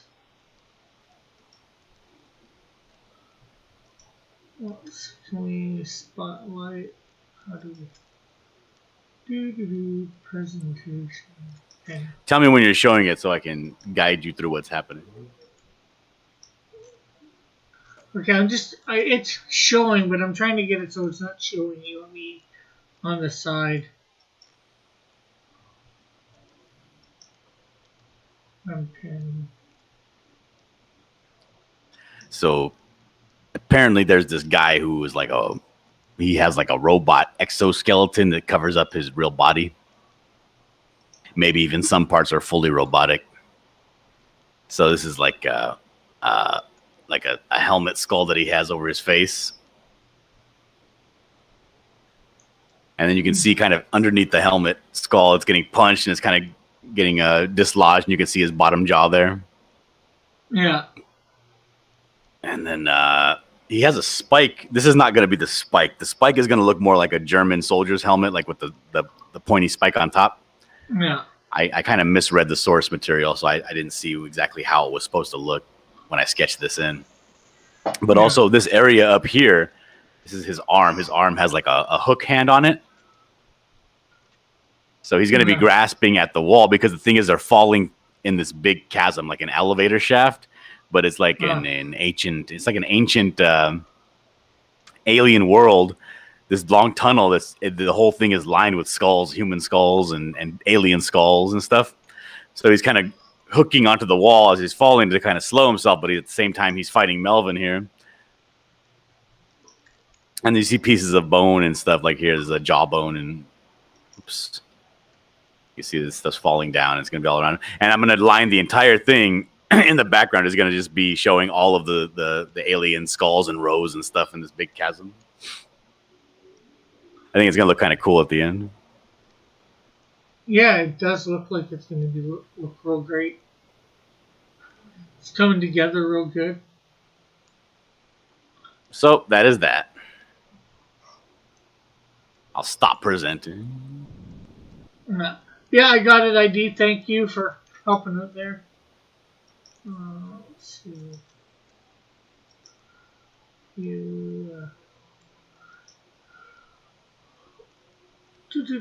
Camera. There we go. ID says, good for shortening, no doubt there. Oh, thank you. Joshua says, nice. Oh, thank you, Joshua. Am I still using the UG pen display, or did you upgrade? No, I'm still using it. I'm just doing that one physical. That one's drawing. I'm being drawn by hand, so I don't have it on my. It doesn't look good. It doesn't have like that pure white background and the pure black inks because it's a photograph from my phone. Well, that's real nice. Timothy might be able to put that up on if John's willing to depart with it. Put it up as a part of a tier on his thing. Absolutely not. Why would I depart with it? For money? How Lots much of money? And how much of that money am I going to be getting? Well, of course, that would be discussed between you and Timothy. All fair.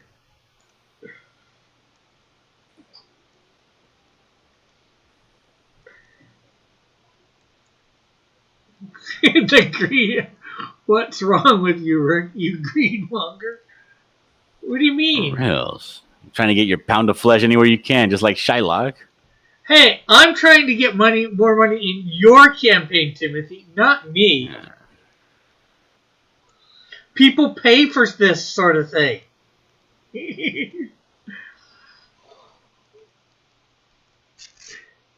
And you charge them a little bit more than what John wants you to charge for it on there. Rick, the best deal is the one that brings the most profit. This is the rule of acquisition, the Ferengi rule of acquisition number 2. You should know this. Yes. Yeah, that's.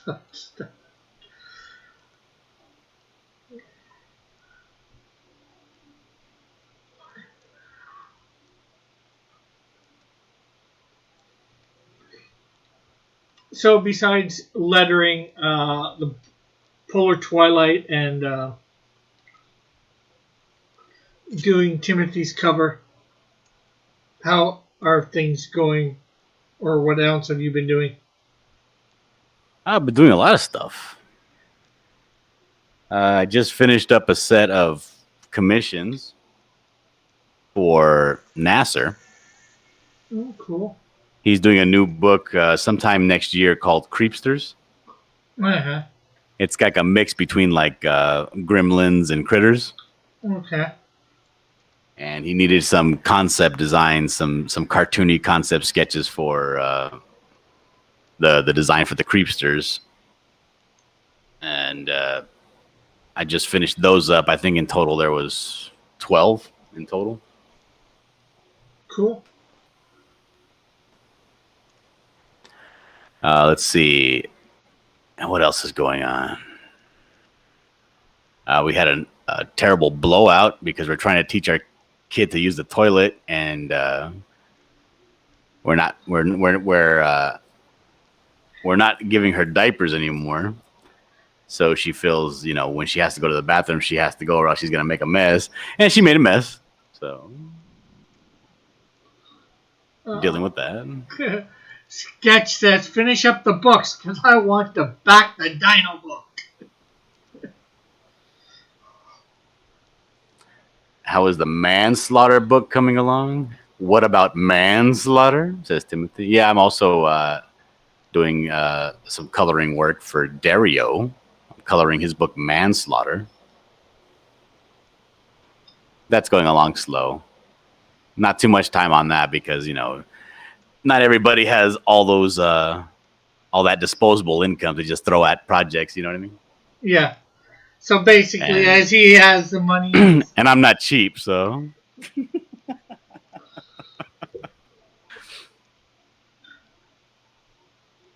basically it's as he has the money. He says, "Oh, I've got another page for you, deal." He's like, "Hey, can you do another page? I got the money." All right, I'll work on a page. Yeah, I know that feeling. Well, but a lot of stuff. Actually, I've got all the money. Hey, Flit, I've got all the money saved up to pay for the Canadian Shield #2 for the drawing. I'm just saving up now for Snowdrift. I just wish my artist would get it a little faster.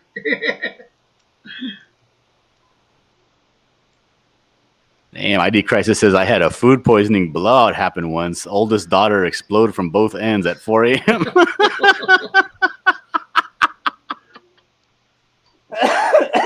You feel so bad too because they're so little, and you look at their little bodies. You're like, "What is going on?" When they're sick and it's coming out at both ends. You're like, "Oh, what do I do?"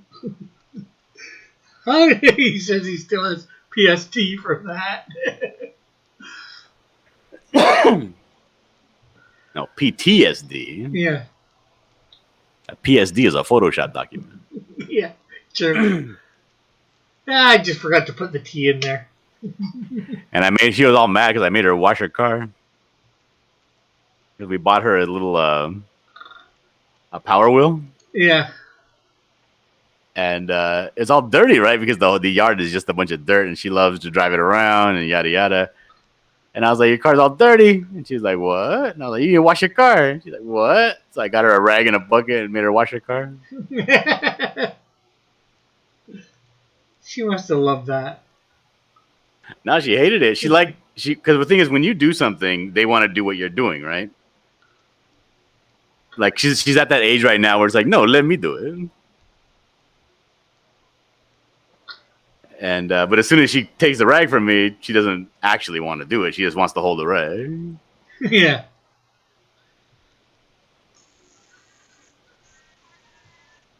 So she got the rag from me. I was like, well, come on, but wash here, and over here, and don't forget over here, and right here. She gets all mad. Sketchbook says, I don't think that ever happened to his kids. Both ends. They didn't really eat too much that would give them those issues. And ID says, good habit. Start them young. I guess washing the car. Mm-hmm. Here, I'll send you a picture on your Twitter, Rick. Of her washing the car. Yeah.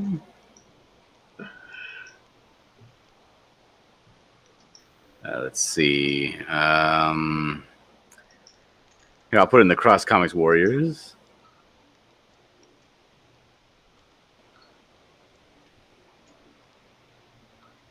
There you go.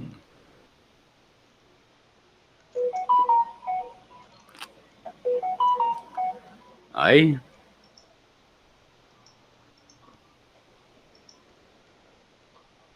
Bum, bum, bum, bum. Dun, dun, dun.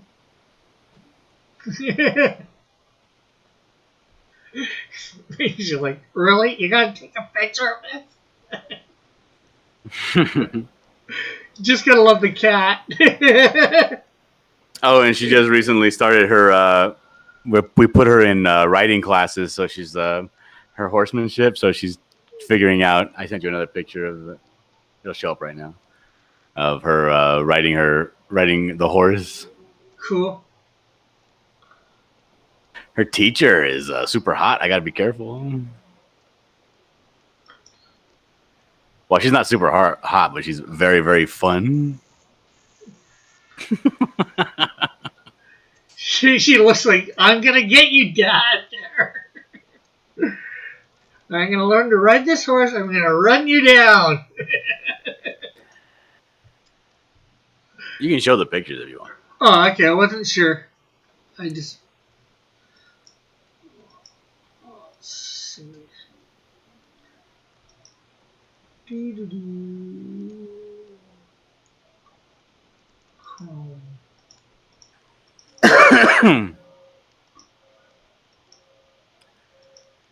Okay. So it would be a shame if Mrs. Diller was watching. No, she's not hot. She's just very, very bubbly, very fun, very attractive personality. You know what I mean? Yeah. And we went to the boot barn and we got her some brand new boots. So she got her horse riding boots. Yeah, and she's wearing them. It looks like in this picture where she's washing her car. Oh yeah, she's washing her car in the boots. You gotta love the cat just watching too. That's Aldo the cat. That's the cool thing about these. You see on the top of the freezer there, the remote control. Yeah. There's a remote control for that car, so you can drive it around like a big ass RC car. Yeah. And make her think she's doing the driving, right? Mm-hmm. Or if she goes, because again, like the property is backed up to a river, so if she gets to the point where she's gonna drive and commit suicide in that car, you can shut the whole thing down from the remote control. Well, that's good. We were taught. And there's The one with her on the horse. Timothy says she looks like, why are you making me do this in the car picture? Yeah. And you want to get her used to it because we just had a baby pony about 8 days ago. So we're going to take that pony. We're actually going to have this lady come over here and start training that pony to be ridden so that that can be hers and she can take care of it and learn how to from the time that it's little. But she's still too little to do anything. They don't really, you can't really start teaching the kid how to do a lot of stuff with a horse until they're like 5, She's just too little. We just want her to get used to being around it and knowing that she has to, brush it and take care of it before you ride and after you ride, not just be like an asshole, Yeah.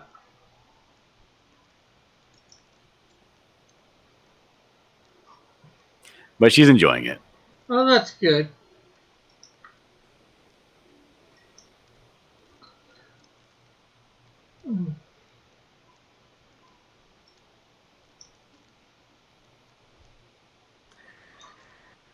So we're doing that. And then her ballerina classes were canceled for that last week, so she didn't get to go to her ballet classes, but they start up again this week.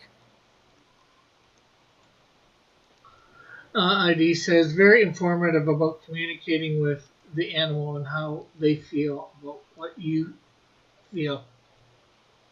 Mm-hmm. Sketchbook says, those are awesome. Congrats, Dillard. Yeah, I think he's in that thing, so he would have been able to see them. Yeah.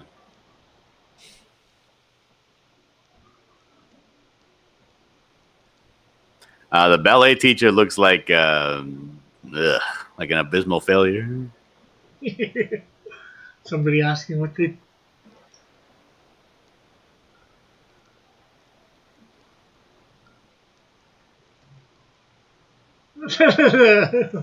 The presentation has started. Indeed. What's wrong? He's telling you that there's a movie called Yellowstone where a character, Walker, teaches a girl how to ride. And in that movie, it's very informative about communicating with the animal and how they feel what you feel. Yeah, it's some similar to... There's a series up here called... it's filmed out in Alberta. Come on, what's it called? Home something? Give me a second.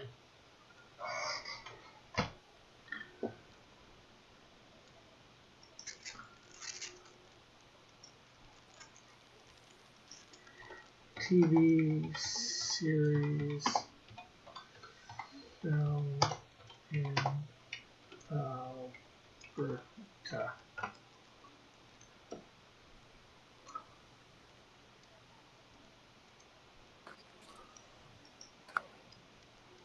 Heartland.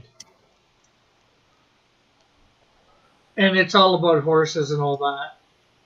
Got a rancher and all that. Yeah, I've seen Heartland.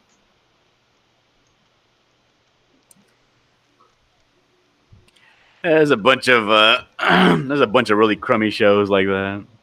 Oh.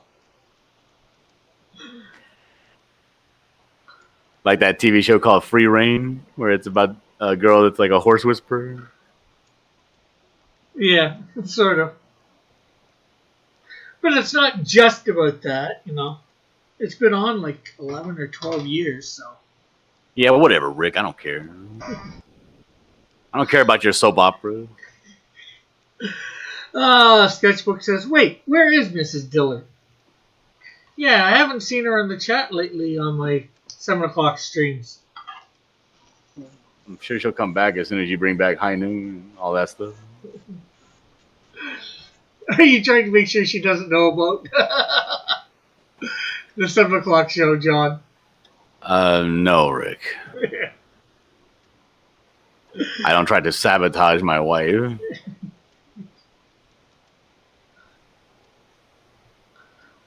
So the show is like Bill and Ted Face the Music. No. No, I didn't like General Hospital. I liked that show House. That was a good hospital drama. Yeah, House was good. I liked House. I did like that show Longmire. Up until about there was an episode, I think it was in the first season, where it jumped a shark for me. Because Longmire used to be good. He was like a cop in the middle of nowhere, some podunk small town next to a reservation. Okay. A cowboy. And he was like the main sheriff slash detective.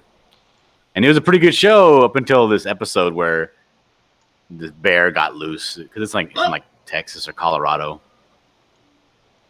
And the bear was killing a bunch of stuff on people's property. And it turned into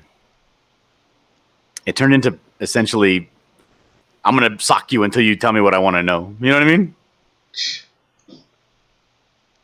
They kind of got rid of the good aspect of the show, and it started becoming like I'm a hot shop cop. I'm a renegade. I do what I want.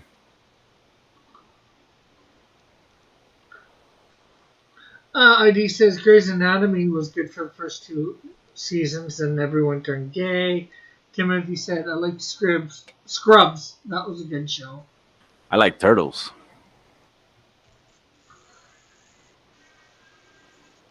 Turtles? I love Turtles.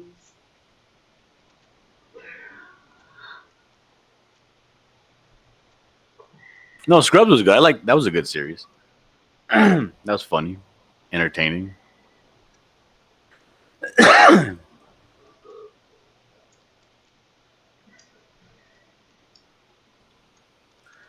Sketchbook says he did not like the ending of Longmire. No, I did. I did watch Longmire all the way to the end. I didn't enjoy it like I did when it first started.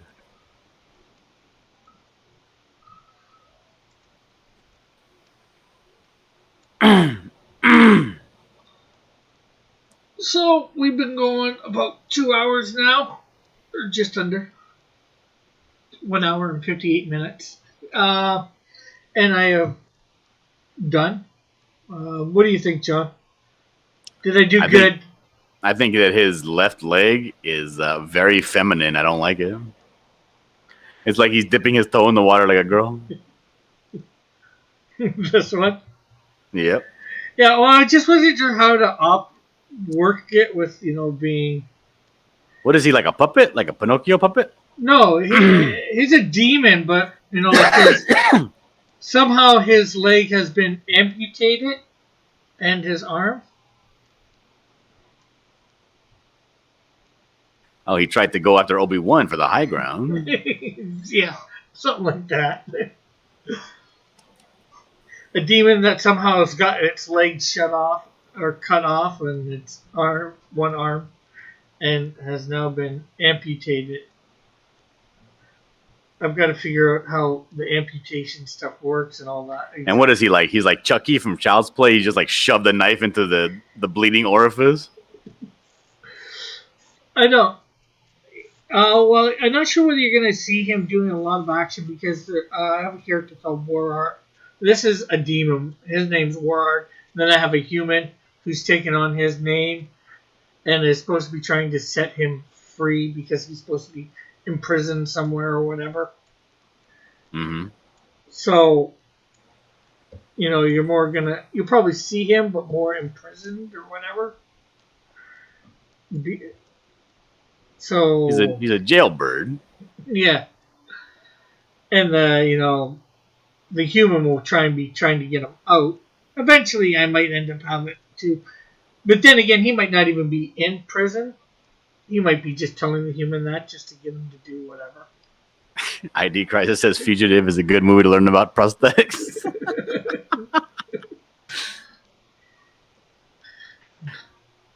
But what is he doing on this, I guess, wall? Yeah. Well, I guess just sort of sitting there. I had originally had a different... Well, I was using a Etrigan pose, actually. It didn't end up turning out quite the same. Okay. Can you lift the bottom of the picture a little bit so we can see the perspective a little better?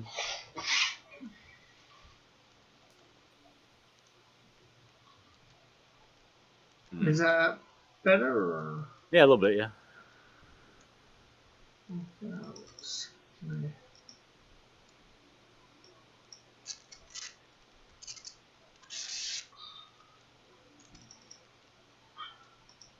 Trying to see where I can get a photo here of chicken. There's the initial one that I started with, the idea for a pose from Etrigan. Oh, that doesn't look like this at all. Yeah, I know.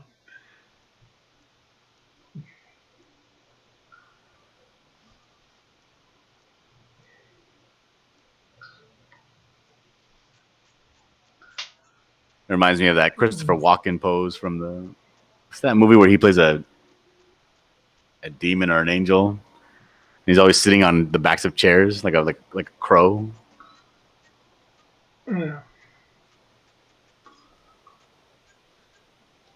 Well, part of it where it got off is this leg. I wasn't sure what to do with this leg. I didn't think I could put it in the same pose as the Etrigan one there. So, and then this arm here too, a little bit.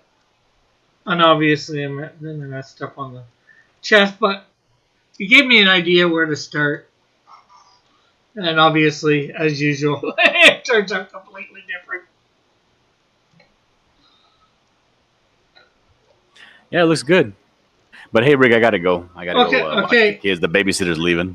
Anything you want to promote before you take off? Yes, my channel, Dillard Draws. Go check it out on YouTube and subscribe to my channel. It's called Dillard Draws. Okay. Okay, we'll see you. Oh wait, let me go put the link in the chat real quick. Okay. Let me grab my channel. And while he's doing that, I'm going to say on Thursday, come over to Odyssey, Cross Comics channel, and I will be coloring this up over there. Again, same time, 7 o'clock Eastern. I can't post a link. Whatever. Dillard Draws. You can't post a link. You don't have a... Dillard Thaws? Dillard Cause? No, it's called Dillard Draws. Damn it. Do you have... Just type. Do you have a... No, I don't have a wrench, no. Type. I'll give you your wrench back. Old no wrench Dillard.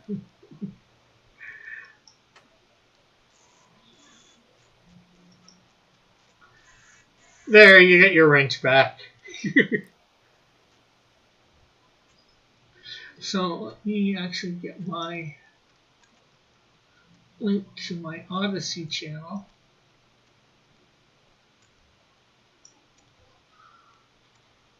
There we go. There's the link to my channel. Go there and subscribe to it. Dillard's Paws? What are we talking about again? No, Dillard Draws sketchbook. D as in Dillard. R-A-W-S. Of course, they are trolling you.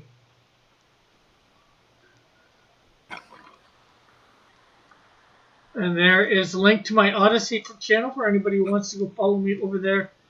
Like I said, Thursday night I will be coloring this up over there. At 7 o'clock Eastern, I'm over there all the time. Dillard Shaws. Okay, that just doesn't make sense, Timothy, now.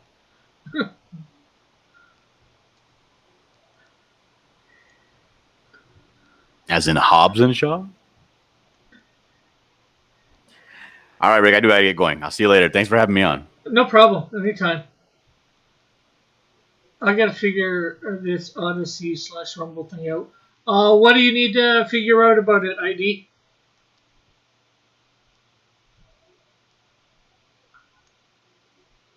Dillard Straws. Maybe I can help a little.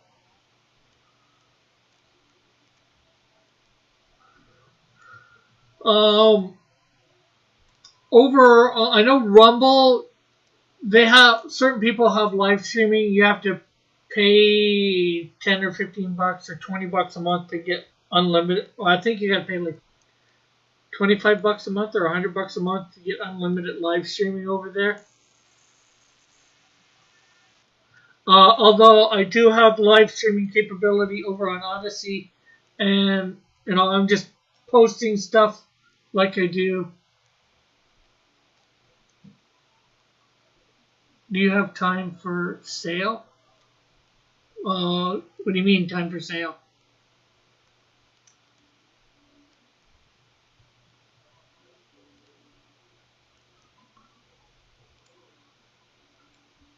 And I think I might.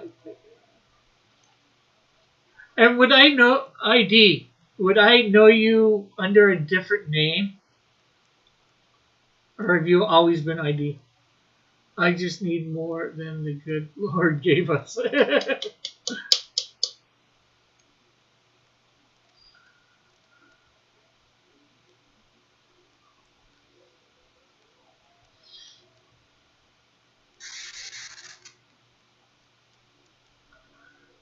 Hey Rick, you need to promote your Rumble. It's homegrown for you.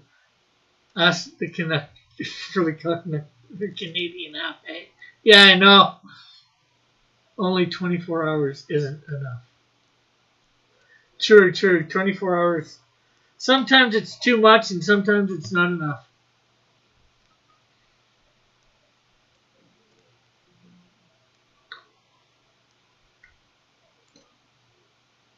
But a lot of my content gets plugged over on Odyssey automatically. The only thing I'm doing unique on Odyssey is the live streams on Thursdays. I want to start doing some content over on Rumble, just for Rumble. I got a couple things up there that are only on Rumble.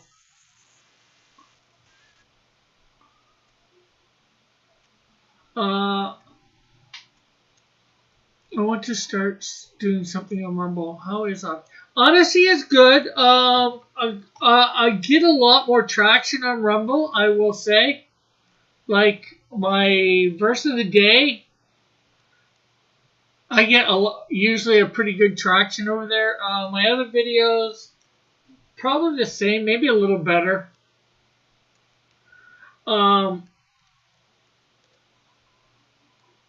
Like I said, you can just upload videos really at the moment to Rumble. I appreciate the work you do, though. Oh, that's good.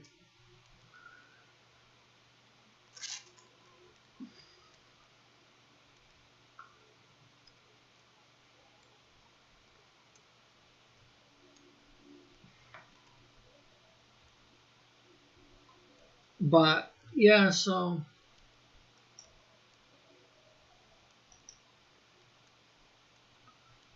what am I thinking about now? So, yeah, a while back over on Twitter, Odyssey was saying about people for the live streaming, getting in on the beta of it, and that's how I got on for live streaming on Odyssey. I'm not sure whether you can still. I'm not sure whether you can easily get on to live streaming for Odyssey.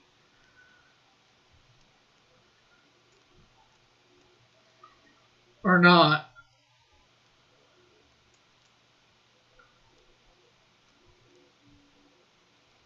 But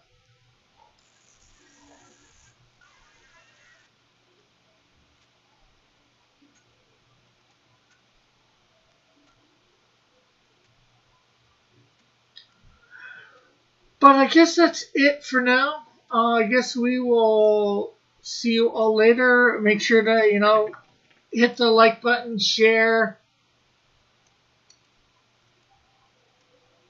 Just set up an account.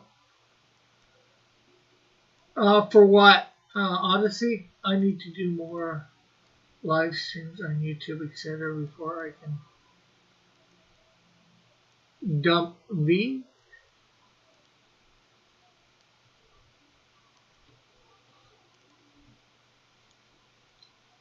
Yeah, just set up an account on Rumble. Has a lot of Christian conservatives that can help with the verse of the day. Yeah, I say yeah. Just set up for Odyssey. You might be able to live stream right away.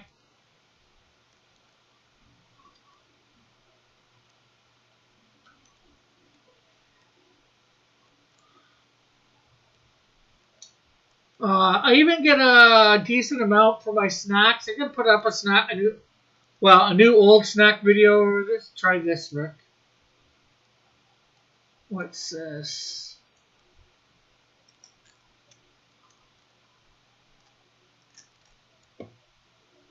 You did something wrong with that link, Timothy. Didn't work.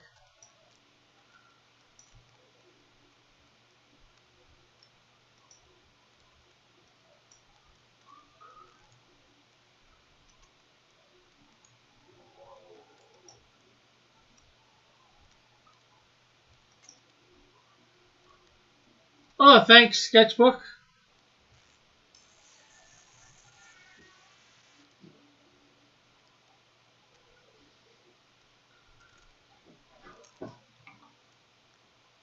Yeah, so my verse of the day automatically goes over there. Any video that's under like 20 minutes, I think automatically gets put over on Odyssey. This stream, however, will not. Because it's like 2 hours.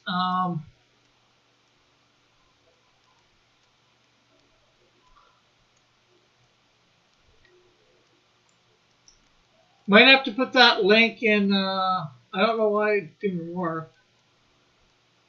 But you might have to put it in my DMs, Timothy. Or let me try it over on my laptop.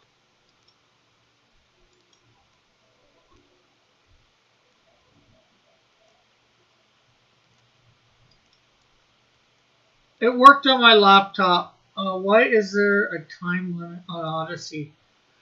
Well, it was more in the syncing up my thing because I don't have a lot of. When you go to sync up your Odyssey account with your YouTube account, it depends on your YouTube subscribers count and all that. What it'll do and how much it'll transfer and all that.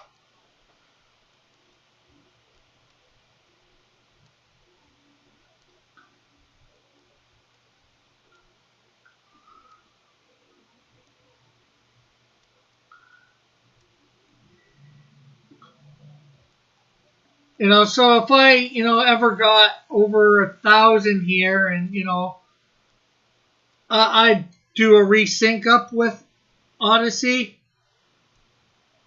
and probably get them.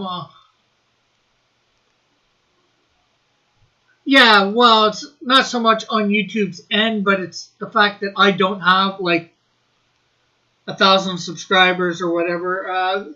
I seen a list of what you get for different sync levels.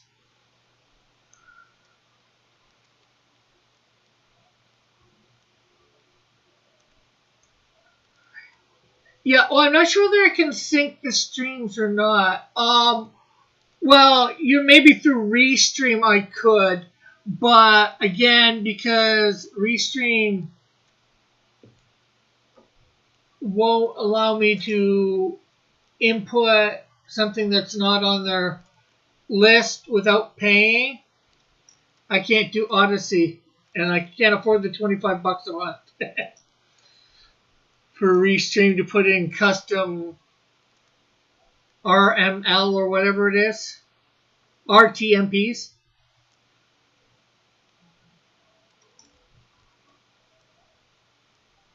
So you stream on Thursday? Yeah, I stream on Thursday. I have to quit my job to learn all this. Yeah, I stream on Thursday normally at 7 p.m. Eastern Standard Time over on thing. Usually I am coloring whatever I did on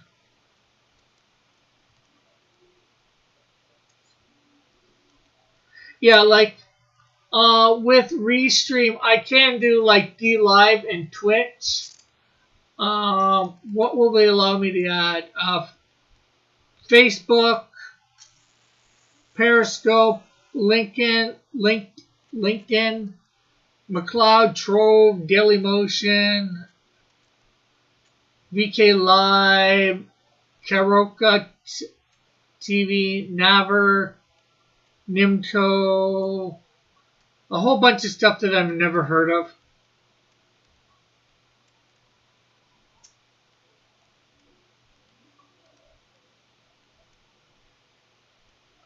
But if you want to do a custom RTMP, you need to upgrade. So I'm using free. I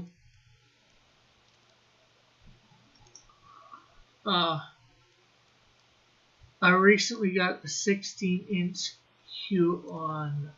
Is that one of the ones where? One of the ones that you were asking me about my graphics tablet. Is that one of the ones you draw straight on? It's drawing the picture on. And if you don't mind, how much did you pay for that? If it's that type.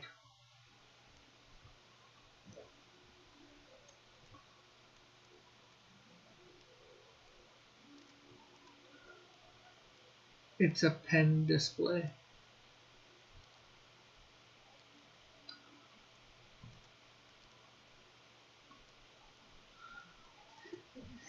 If my next campaign does really good, that's something I might end up getting.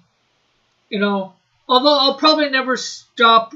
I got it for $230 US. That's not bad.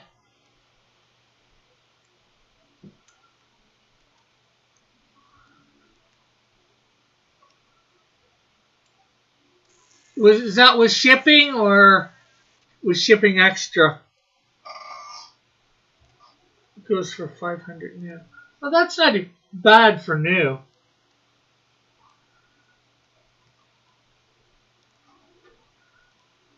I might, like I was saying, I might next time, depending on how good my next campaign does, I might grab something like that. I'll never stop drawing and all that, but at this point, I might not be doing a lot of the drawing in Cross Comics. I'm probably going to be starting to. Well, I hired somebody for the Canadian Shield 2 and Snowdrift number 1, and hopefully you might just get one before. You never know, yeah.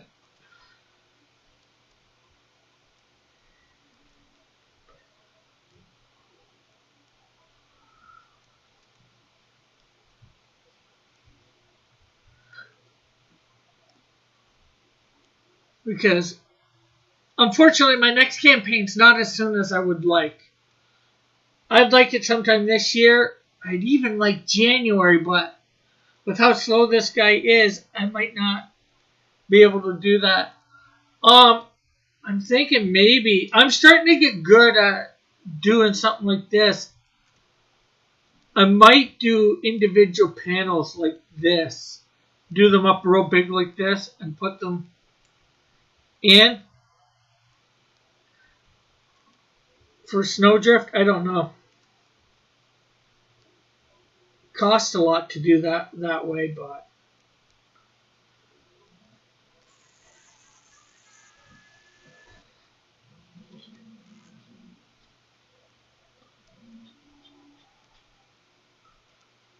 I'm starting to seem to get a little bit better doing this sort of thing.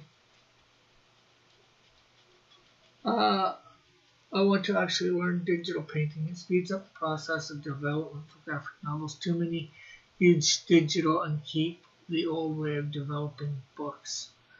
Yeah. Well, actually, Stitch, you probably haven't seen these. You haven't been around in a while. I'm going to show you. I've been coloring the Canadian Shield number 2. Have you seen any of the pages I've colored for the Canadian Sea Out #2?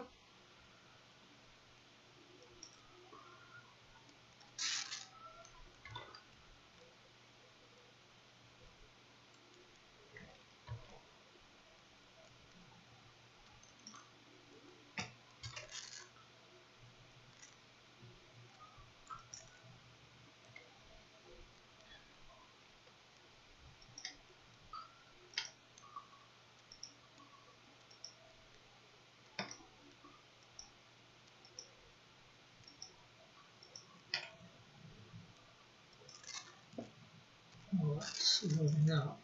Go back and check.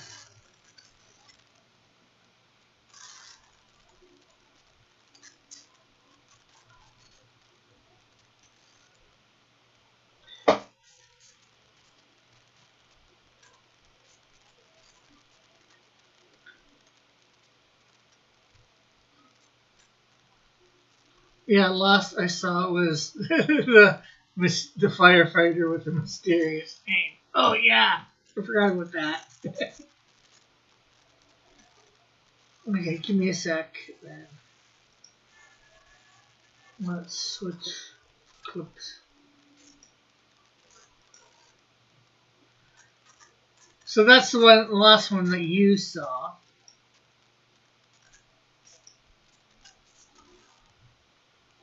They're loading up right now, so.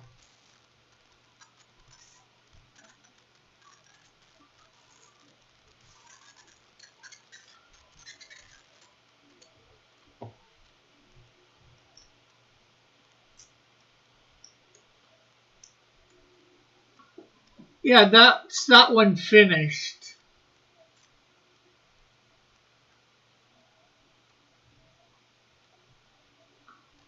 Or most likely finished. Except for lettering, of course. This one's not quite so dynamic. I want to do more on this page, but I don't know what. I might put some stars in here in the thing. And that's page 7.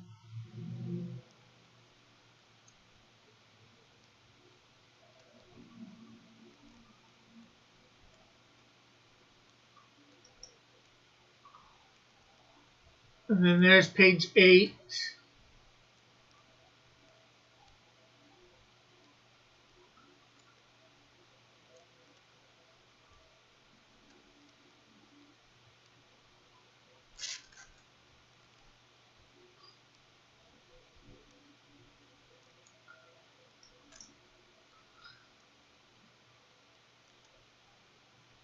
On page 9.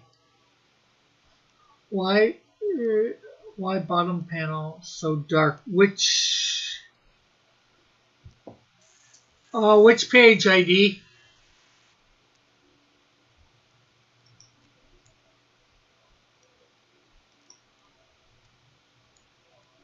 Oh, this one? It's supposed to be nighttime, so I'm thinking this.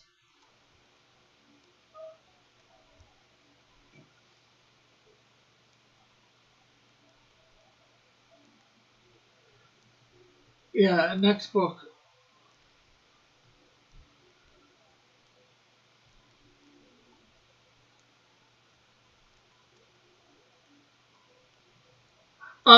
It's supposed to be nighttime. I might even put some night over this, make these a bit darker.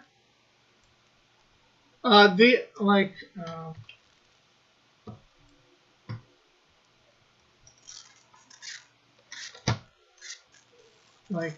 this is the PNG that I was showing. I just bring up the PNGs and not the Clip Studio.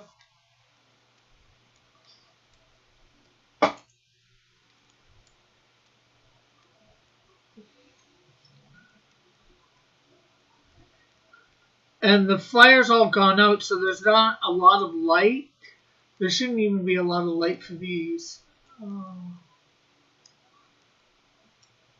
See with doing how? Oh, this might be where I didn't. I could still do it, but I did not. I don't think I put the. I was experimenting with that panel too about doing this.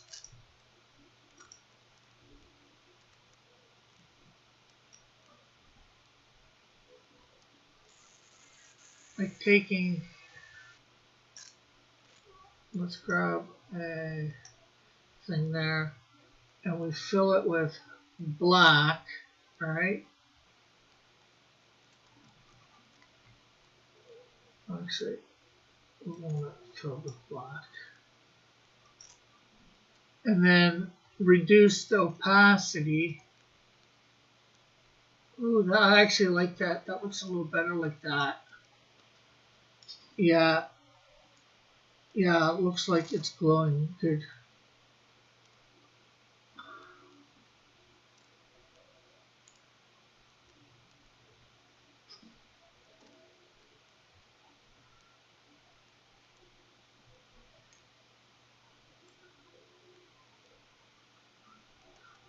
But with, this is supposed to be during the daytime here, in the middle of the day, just on the road, so the sun's up, high noon, something like that.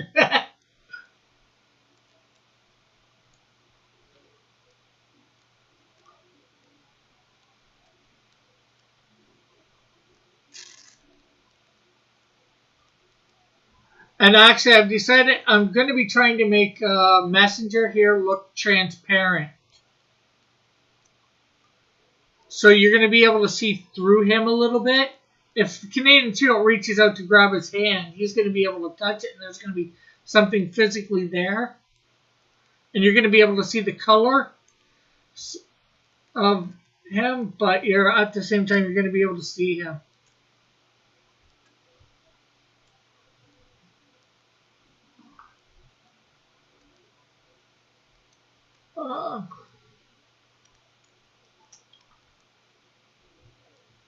Let's see, I can just.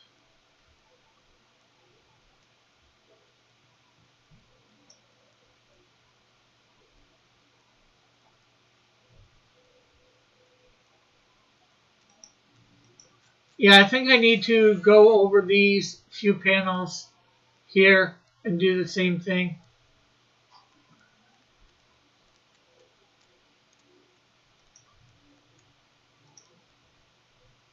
Let me do that right now.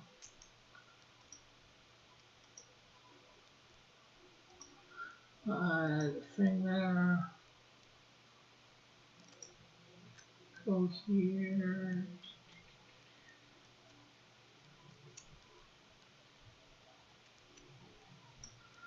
Hey, Eagle. I had a wife with a busted foot. Gotta go feed her. Fun stream. Best of luck. Okay, later, ID. Let's fill that with black.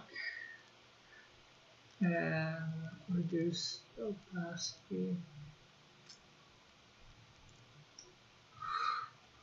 I'm liking that now. This looks.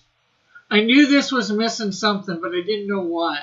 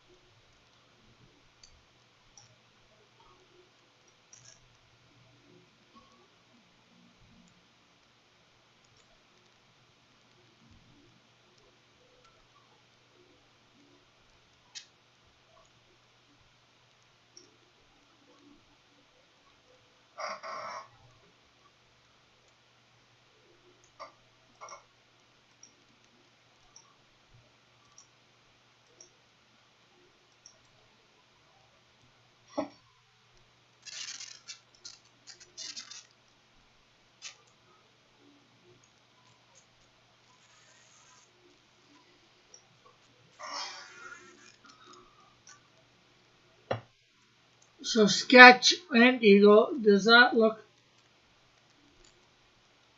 a little better?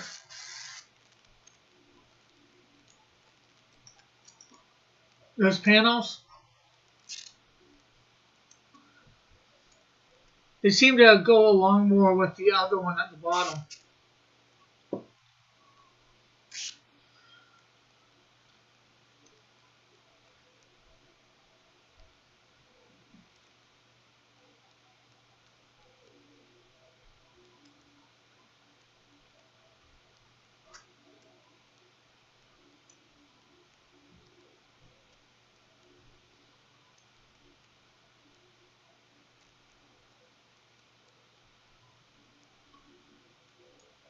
I think I have to erase that little bit there. I think that's coming in from here.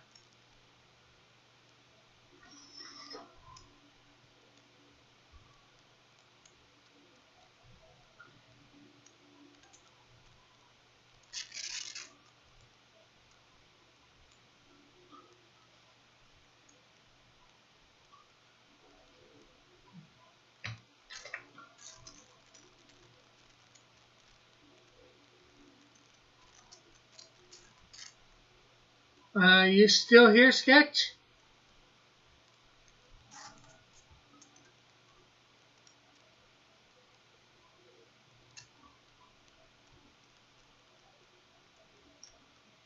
Let me do slightly better.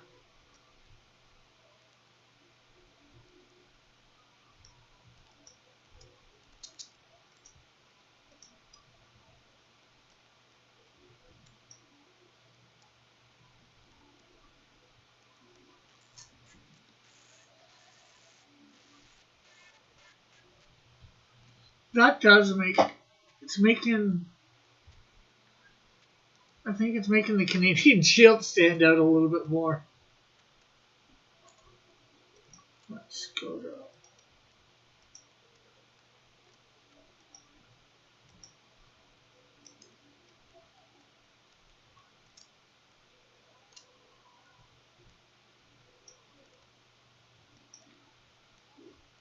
yeah, I'm liking that a lot.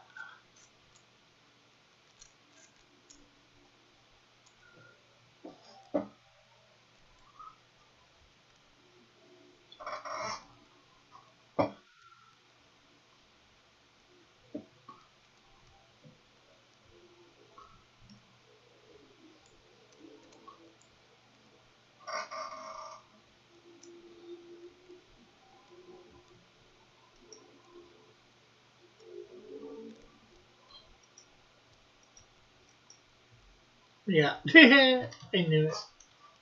Here, I just need to erase something quick. Okay, I gotta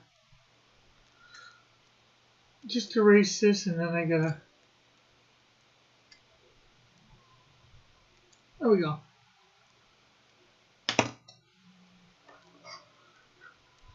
Well, thanks everybody for coming out. It's been great having everybody here talking, having Dillard here. Thank him for coming on.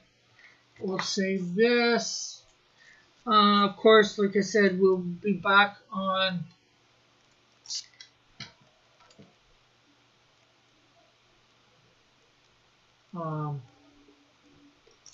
Thursday at 7 p.m. Eastern over on Odyssey.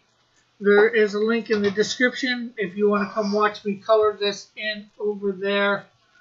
So if you can, go over to the Vomitorium. They should be live right now. I'm not sure what they're talking about. That should be a great stream to be there. So we'll catch you all later. Bye for now. God bless. Have a great and wonderful day, night, whatever it might be for you. While